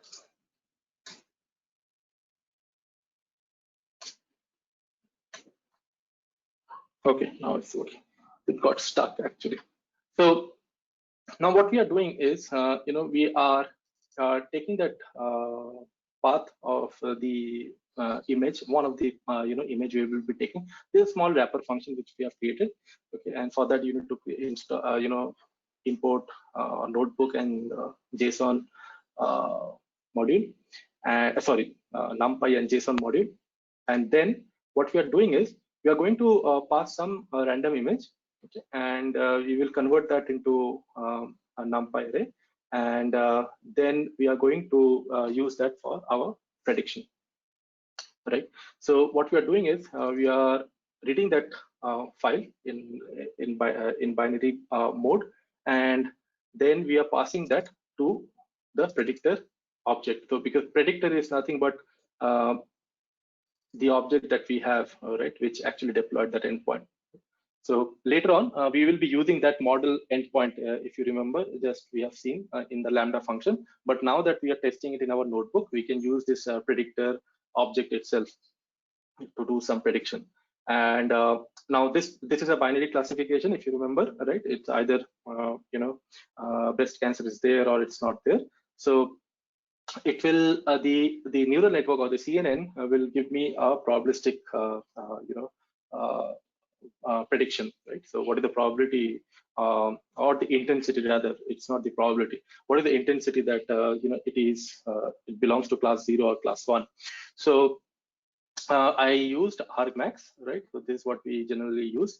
We use the argmax to take the index of the maximum intensity, and then that would be our class. All right. So if you see, we are picking one image from 0 folder. That means there is no. That means that image is actually the ground truth is there is no cancer, right? So let's if you run this, you see that the probability of this is 72% and 27. So that is what we are printing here, right? It's pretty simple. Let's try one other number. So there is also I was saying predicting correctly. Let's try with another class. It says that its cancer is detected, right? So this is how you can actually do the prediction in with your model in real time, right?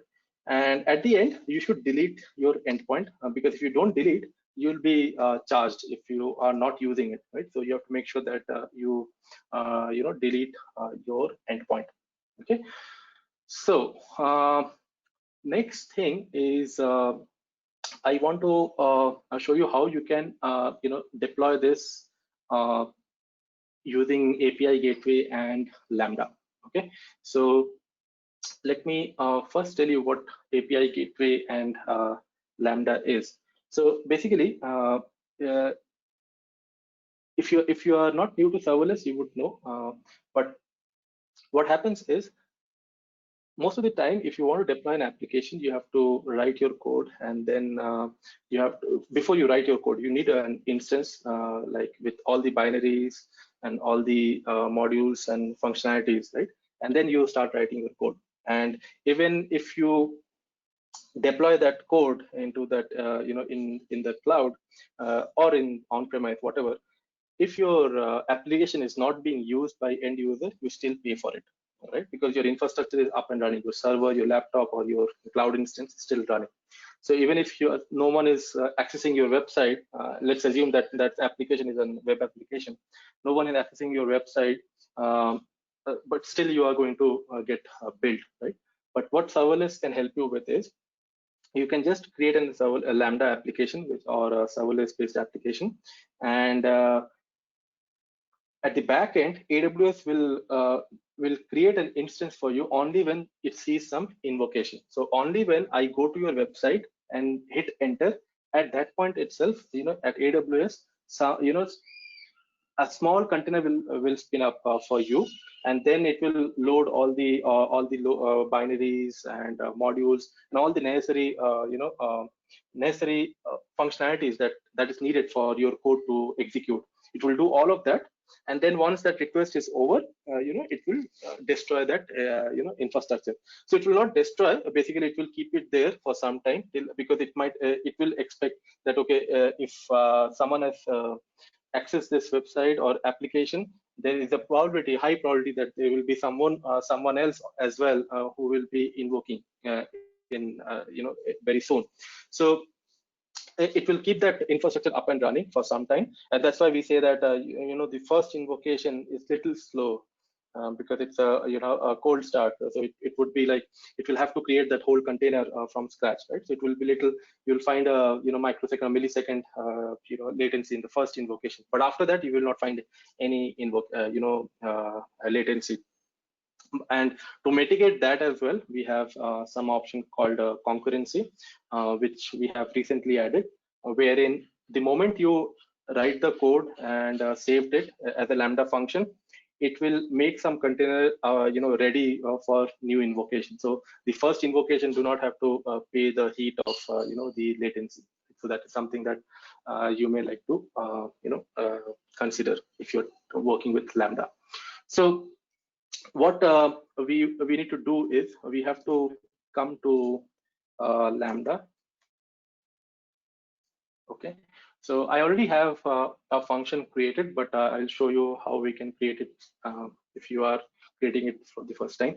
So you come to this Lambda page and click on create Lambda, and you can give a function any name. So let's say it's a breast cancer detection, right? So let's say predict breast cancer demo.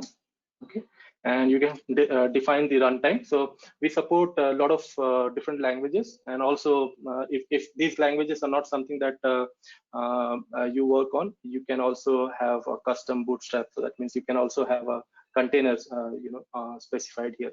So we will go with Python 3.6 maybe, and then you have to put some access, right? Because this Lambda function is going to access your model, right? SageMaker model, and not only that, it will be logging all the logs in CloudWatch. So you need to create an IAM role. So I have already created that. So if I search for Lambda, so if you read this name, it is Lambda Access SM, that is SageMaker Cloud and CloudWatch. So I have given, if you look at this role, we will find that it has two access policies attached to that. One is for accessing the SageMaker, another is accessing the CloudWatch. So that this Lambda function, it can write the logs in CloudWatch. So CloudWatch is the service which we have for logging. Okay, so you can get a nice view. I will show you in a moment how that looks like. And then you can just click on create function. That's all. Okay, so now what is happening is, it has not created any container as of now. It is just still in your console. It is still running here. Okay, so now what we have to do is we have to write a Lambda function here. Okay, so I'll delete this, and I have this written here. So I'll just copy this and I'll paste it here. Okay, so I'll just walk you through with this code, and this is very simple code actually. So what we are doing is, so in Lambda, the default function that you will find is this one. Okay, so there will be only one function called Lambda handler. Increase the font. Okay, so you will find a function called Lambda handler. So this is the main function. This is the only function that that Lambda interacts with, and it expects two arguments. One is event and another is context. Okay, so the event is what will invoke this Lambda function. That means, let's say, I'll give you an example. Let's say you are building a website where your application converts PDF to Word document. Right? We have done that a lot of times, right? Let's say I have to convert a PDF to Word document. I typically go to internet and search any online tool where it can do that PDF to Word. And the moment I click on one of those links, it asks me to upload a PDF document, and it takes a couple of minutes. And then I see that file ready, the doc file ready for my download. So imagine that you are the developer for that application, right? And if you have implemented that application using Lambda, then for that application, the trigger would be the upload of that image or upload of that PDF document, right? So maybe in that person, or maybe if you have implemented that, you have used S3 to saving your the data. Like, let's say if I upload a PDF file, you are first saving that data into S3. So in that case, your trigger would have been, whenever we see the application see that there is a new object in S3, then you should run this code. Whatever code you have here, just run it. So you are telling Lambda, just monitor that event. Okay. So in our case, that event is nothing but that API gateway, right? Because what we are going to create next. So API gateway is nothing but that endpoint, which whenever anyone invokes, right? If you just go and click on that, open that URL, or if you send an post request or curl post, whatever, right? Then this code will execute. And since we are talking about breast cancer detection, so we expect that the user will send some image, right? So that's why we have to convert that into base 64, and that's why we are using this converter. And this is where we are saving this in this variable image, right? And then we are calling this function. So this is a wrapper function that we have created, and this is the function which will do that invocation to our model. Okay. Now, which model? What is that model? So we have already trained that model, right? So what we can do is, if you just go to a SageMaker, I just open it in a different tab. So I'll just zoom out a bit. Now, if you go to endpoint, and if you click on the endpoint that we have, so this is the name that we have to copy, right? Since everything is within AWS, it already, the moment you give this endpoint, it would know, where exactly, where is that, model artifacts and all of that. So it will, get that, all those details. Now this is the place where, we are defining that endpoint.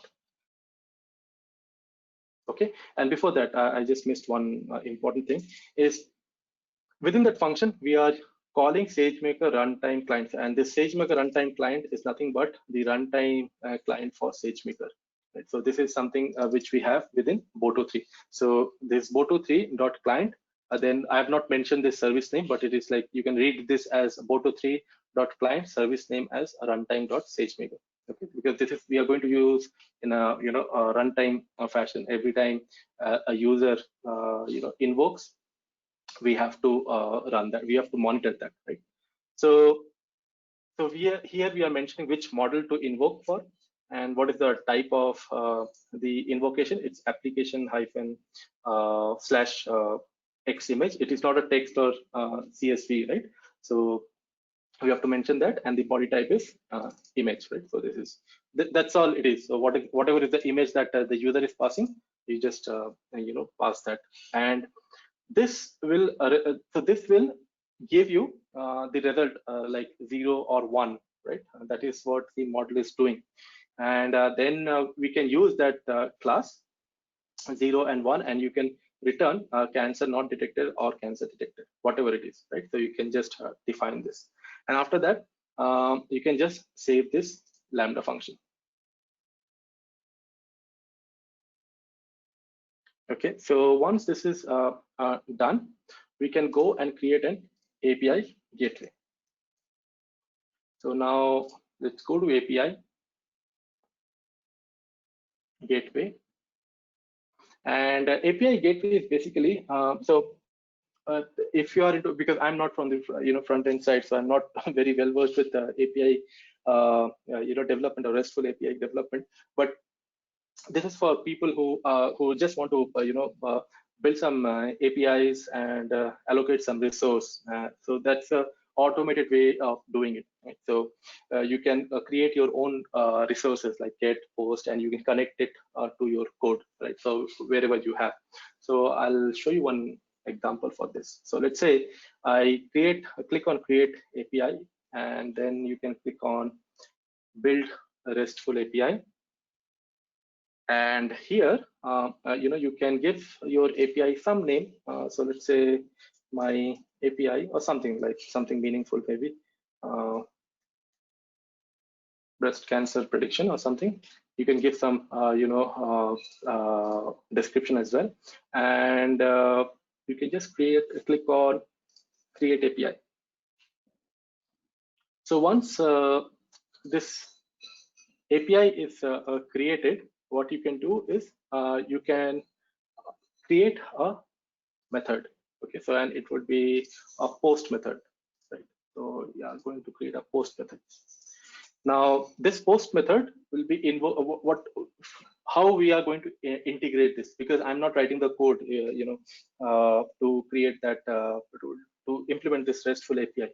So here it's very very simple. It will just ask you that what is the integration type. I know that this is going to be a Lambda invocation type, and I need to select which region I've created that Lambda function. It is US East 1, and here I can give the Lambda function. So all these Lambda functions, that whatever you have created, it will come here. Okay, so you can just click on this and click on save. Okay, so you're done with this creating that endpoint, creating that post method. The next thing that you need to do is you have to, since we are dealing with some image, so we need to make some changes. So in the binary media type, we have to mention its application hyphen X image. If you remember, this is the same thing that we have given in the content type in the Lambda function as well, right? So this is just because we are dealing with images. So I'm just saving this, and then there is one more thing that we need to change. If you go to resource and come to this. Just 1 second.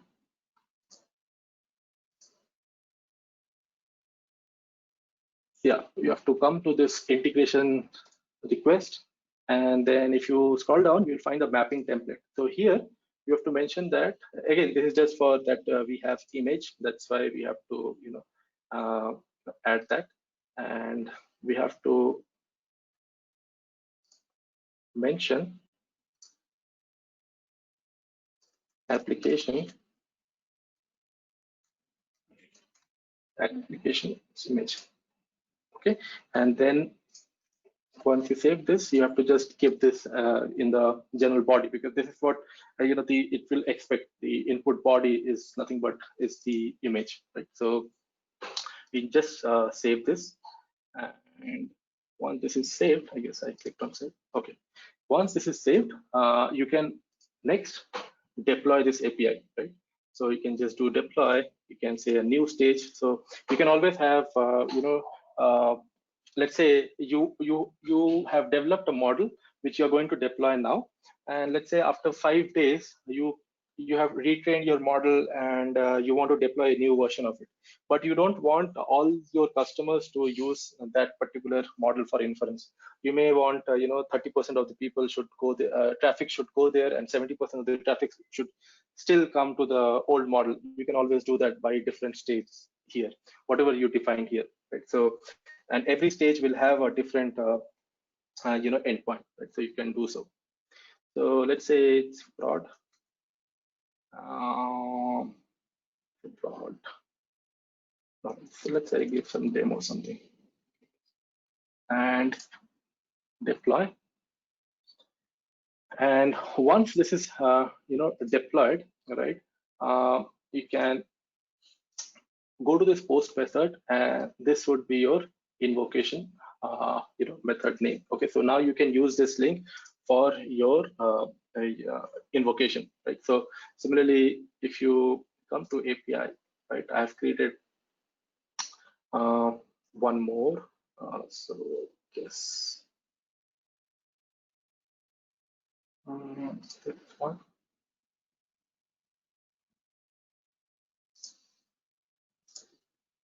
Right, so if I just copy this, and if I just open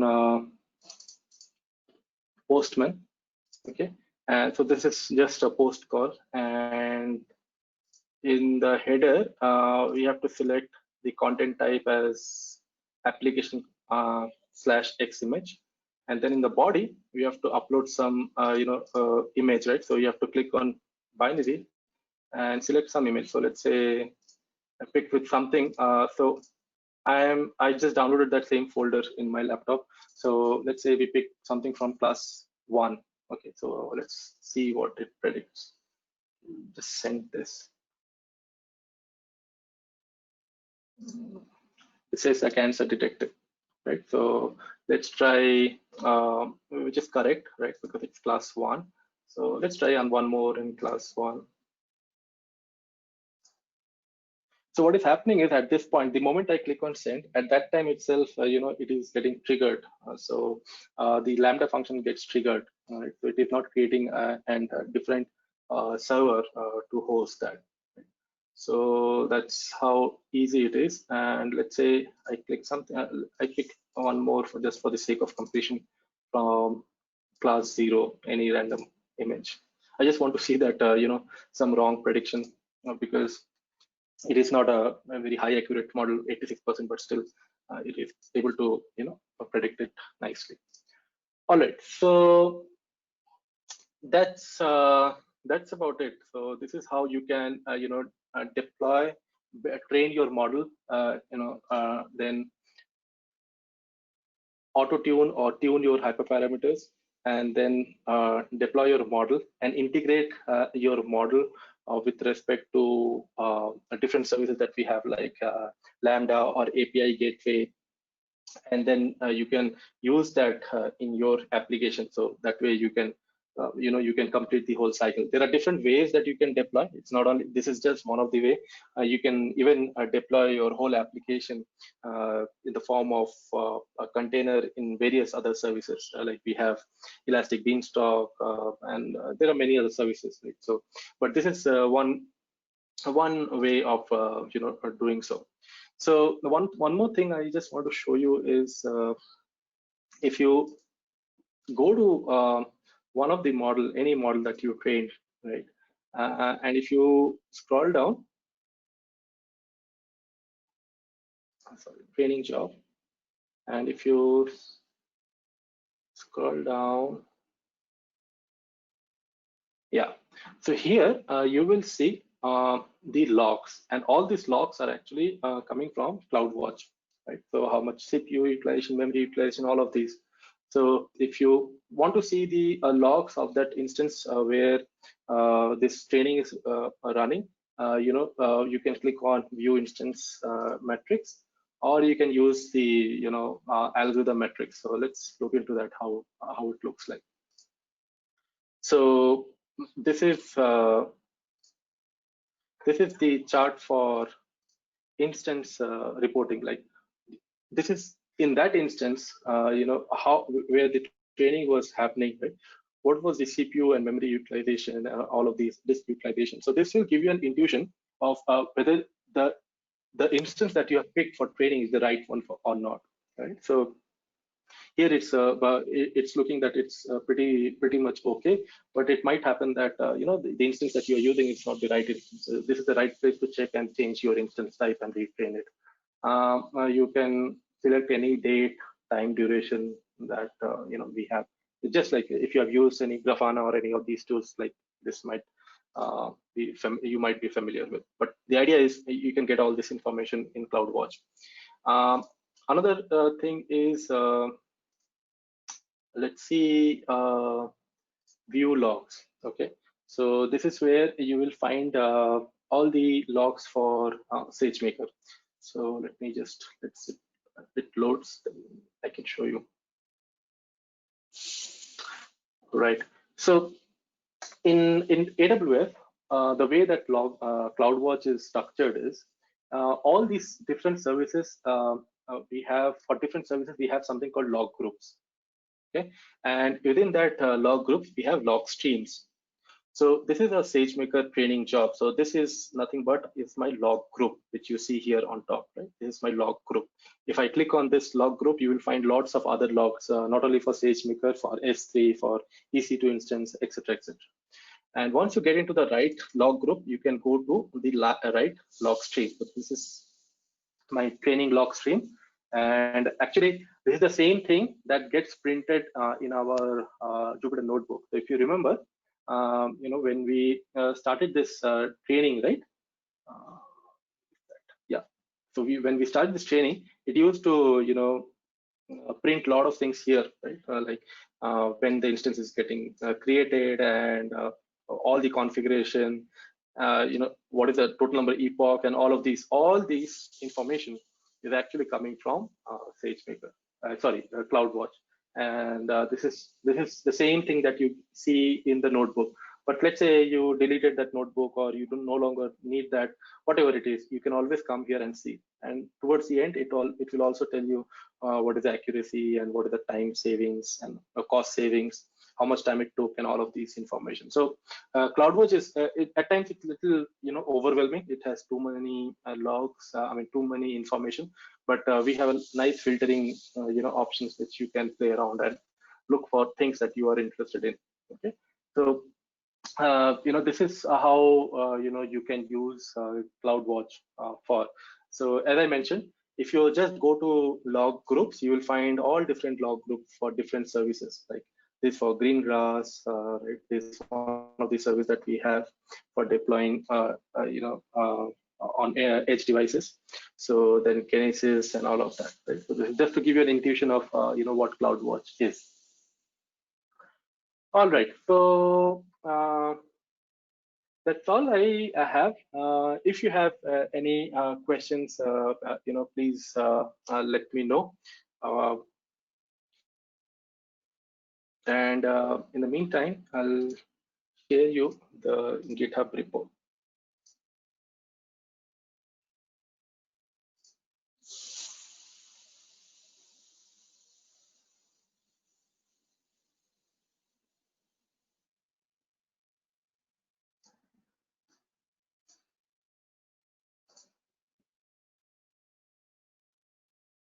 Okay, so I don't see that option to send it to everyone, so I'm just sending it to maybe KP or Supriya, if you can help to share that. So I just pasted in the chat. Yeah, So this sure. is, If you can just okay. ping on the chat window, I'll share it with everyone. Yeah, I just pinged the link. Okay, so Yes, I did get. Yeah, I'll share it. okay, sure. One more thing is what I wanted to show you. One more thing is this. Okay, so just give me a moment.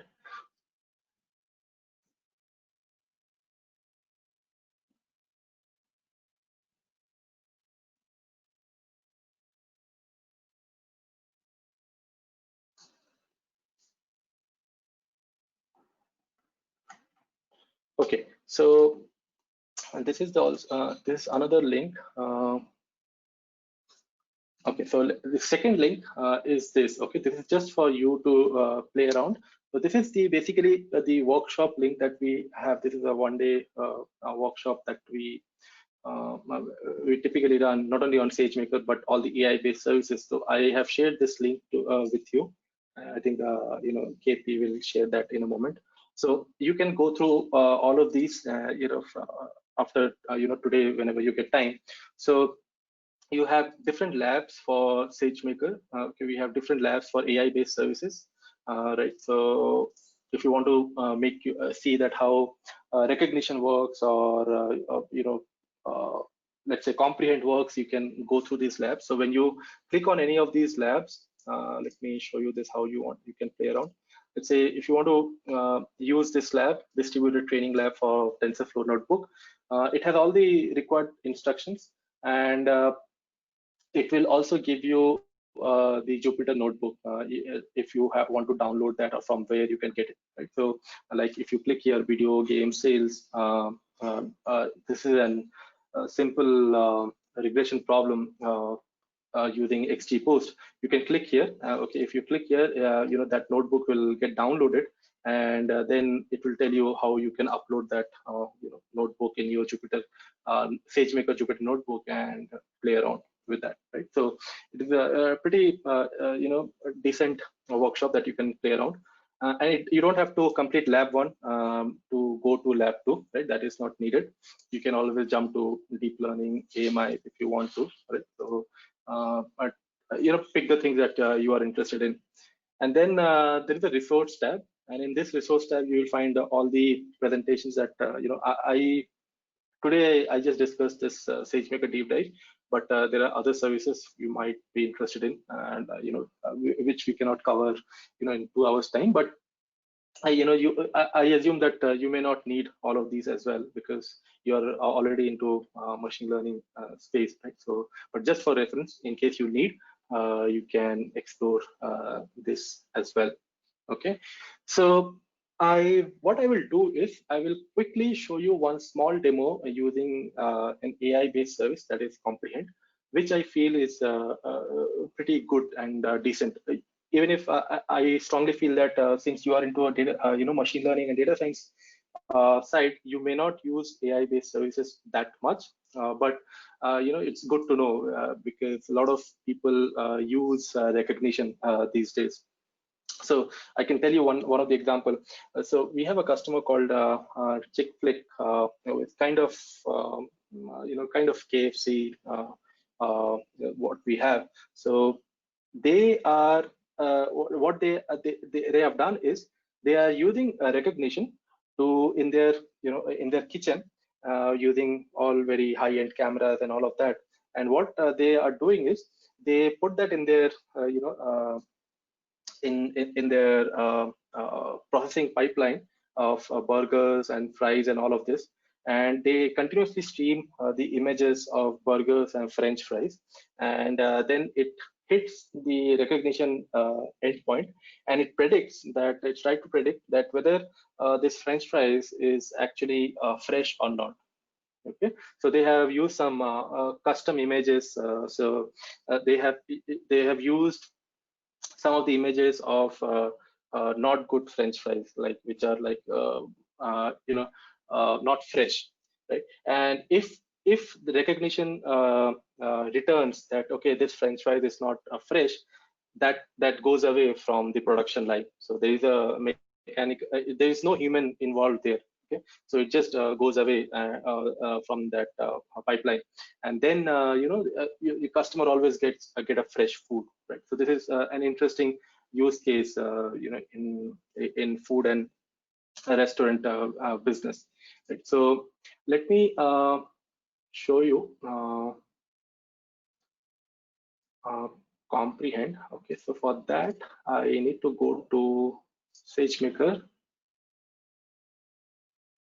and go to notebook, and there is a notebook called ML Suman. So I'm just opening another notebook which I have. Okay, and inside that there is a session folder. Inside that I have medical. Let's see. Okay, so we are going to use 3 different services here. One is SageMaker, obviously, because I'm inside this SageMaker notebook. Another is S3. So S3 is where we are going to save this image. And what we are going to do is, the problem that we have is today, if you look at COVID situation, right? A lot of doctors, researchers, and all the pharmaceutical companies, they all are doing lots of tests on various, medical trials and all of this. So they are surely going over a lot of medical information of various patients, X-ray, scan reports, ECG, etc., etc. Right? But there are few limitations, like or there are few strict protocols that the medical fraternity have, that you cannot share any information of any patient, right? Like we call it as a PHI information, that you are not allowed to use that anywhere. So imagine that we have X-rays, and X-ray will have some information which are like which are related to personal information of individual, right?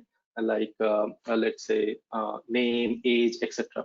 So what we want is, we want this image to go to a doctor or researcher or whosoever that person is, but before that we have to hide those information from that X-ray, right? So what we are going to do is, we are going to use recognition and comprehend medical. These two service, AI-based service, we are going to use.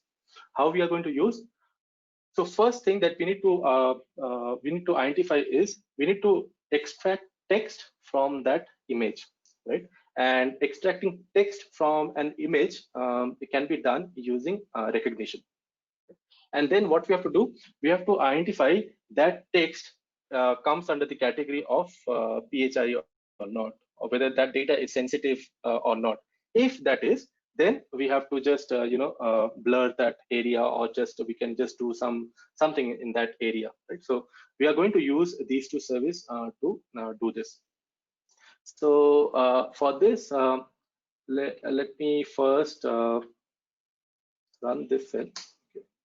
So what we are doing is, we have a bucket, and inside that bucket we have one X-ray image, and we are again using Boto 3, and we are using pill module, because we are going to use some bounding box, right? We are to blur that image.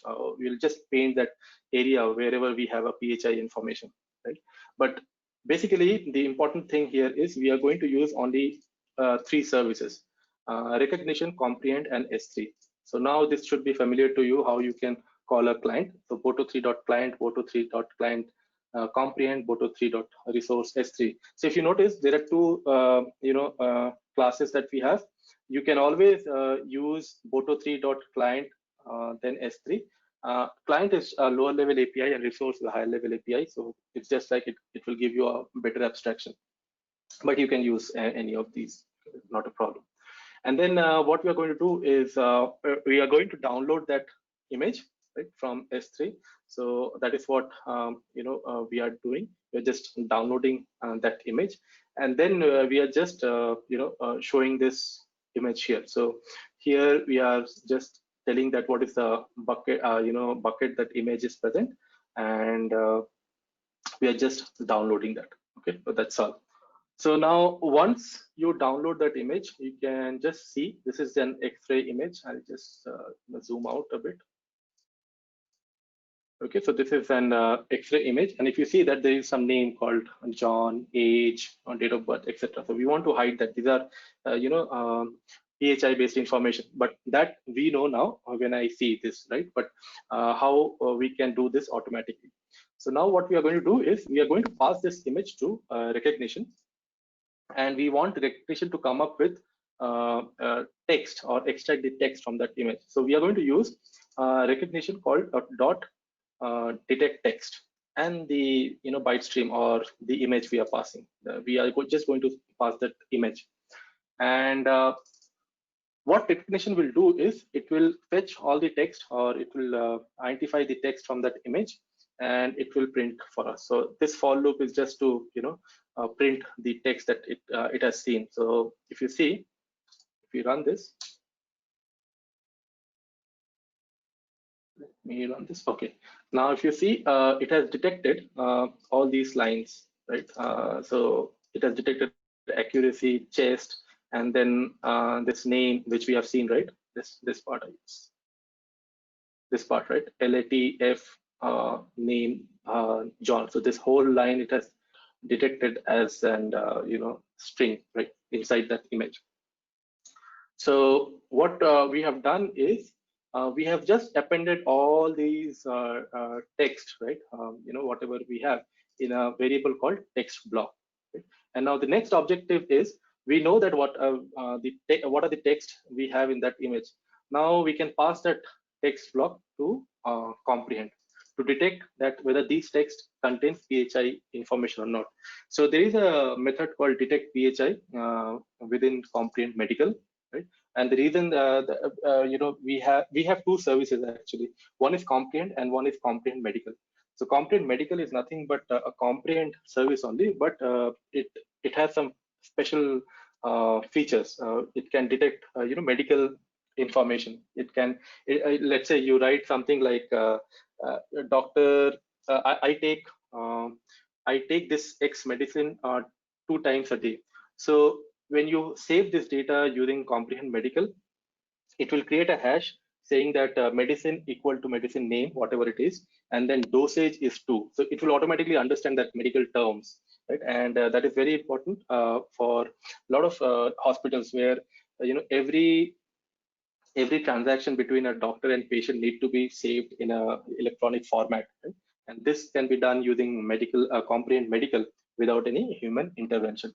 In fact, there are few hospitals where this has been implemented in a very smart way, where the doctor and patient they talk to each other, and without without any human intervention, that conversation get recorded in a media file in the form of speech, and then that speech gets converted into text, and that text comes to comprehend medical, and then that comprehend medical saves that full conversation in a nice structured way, which any doctor can read through, right? So they don't have to search for a certain thing like okay, what medicine that person was taking or patient was taking, what was his BP or what was his blood sugar level and all of that, because everything will be saved in a nicely structured JSON based on the text that it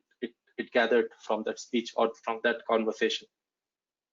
So here we are using detect PHI, and once we call this, it will automatically detect or it will predict which text contains any PHI information, right?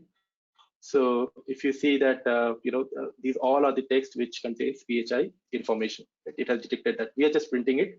Don't worry about this, few nested for if conditions. It's just to check, what information we have, and we are just trying to save that bounding box around all this text. So once, this is done, let's run this. After that, what we can do is we know now that which are the text which contains PHI information, and we can use some image processing function. Like here we have used fill to create a bounding box and color it with the red color. So now we have annotated this image on the right spot wherever it found some PHI based information. And the way that we could figure out where exactly that text is, because when we used recognition to extract those texts, it not only extract the text, but it also gives you the XY coordinate where exactly within that image that text belongs to, right? Or that text is placed. So you can just color it the way that you want. So that's how you can use any AI-based service. Like here, we have not trained anything. There is no model, nothing. What we have done is used just APIs, all right? So we have just used these APIs, right? So programmatically, you can do like this, but if you want to do it through CLI, you can again do using curl or Postman, whatever it is, right? You can do so.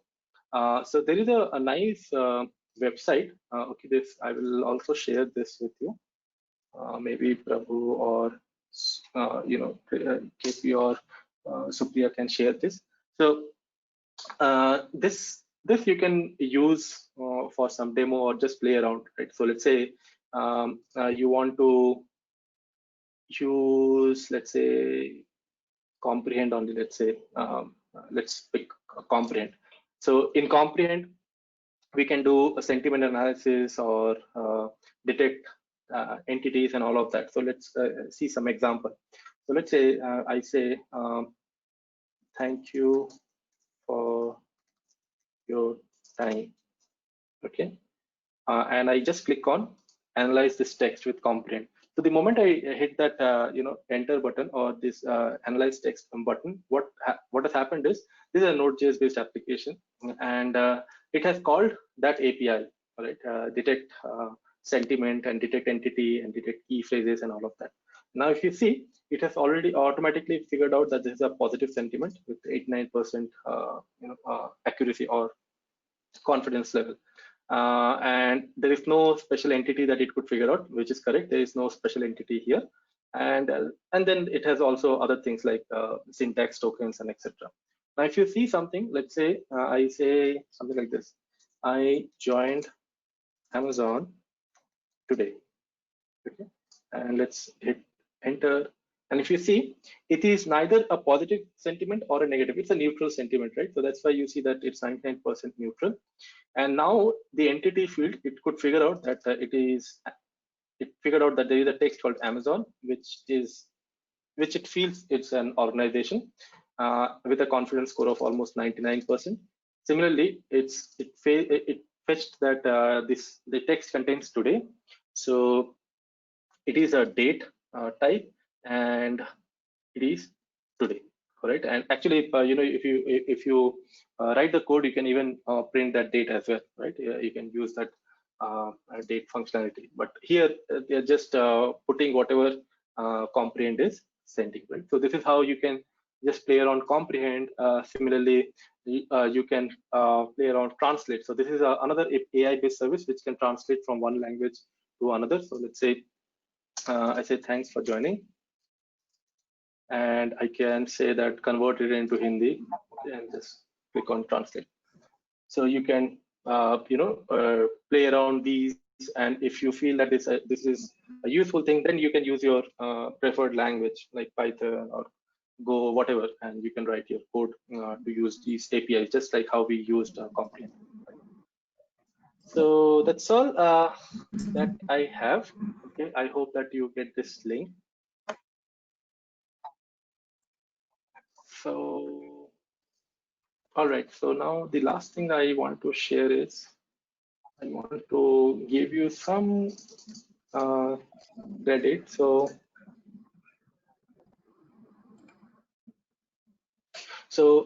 this is one link. Okay, so I just shared it. I guess it should come.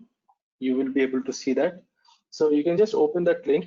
You might win some credits. Okay, so those credits you can use in your AWS account to play around. I guess you will get a $25 credit or something. And one more thing is to get started with machine learning on AWS, there are different resources available. So one of the website is ml.aws, and we actually had a university called ML University, which was only for internal employees, but now they have opened it up for everyone. And it's not only about AWS, but you can learn about machine learning and deep learning in general as well.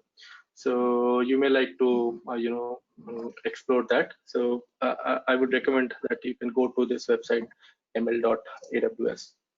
Okay, and if you are interested, you can also take the certification. I'm not a very big fan of certification, but there is one certification from AWS on machine learning specialty. So you may like to explore that. Okay, so that's all that I have. If you have any questions, you may like to ask, or you can connect with me over LinkedIn, or you can ask me any questions if you have. I'll be more than happy to answer.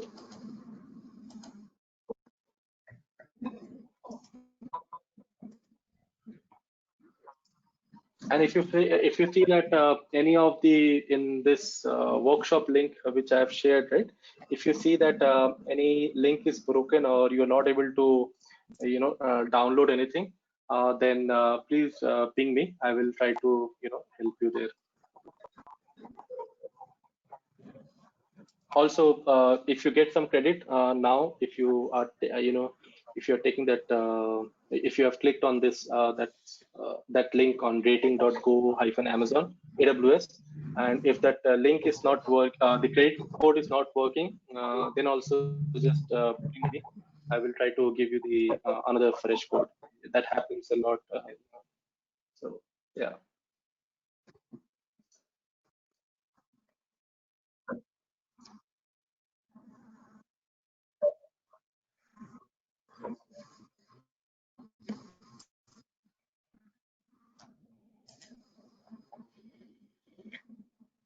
Okay, if there are no further questions,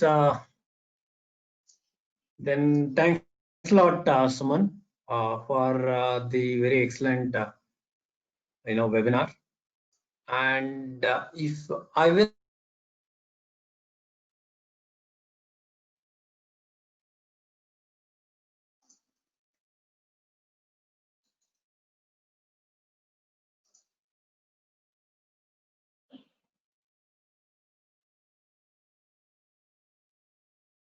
Suman, I think we lost KP.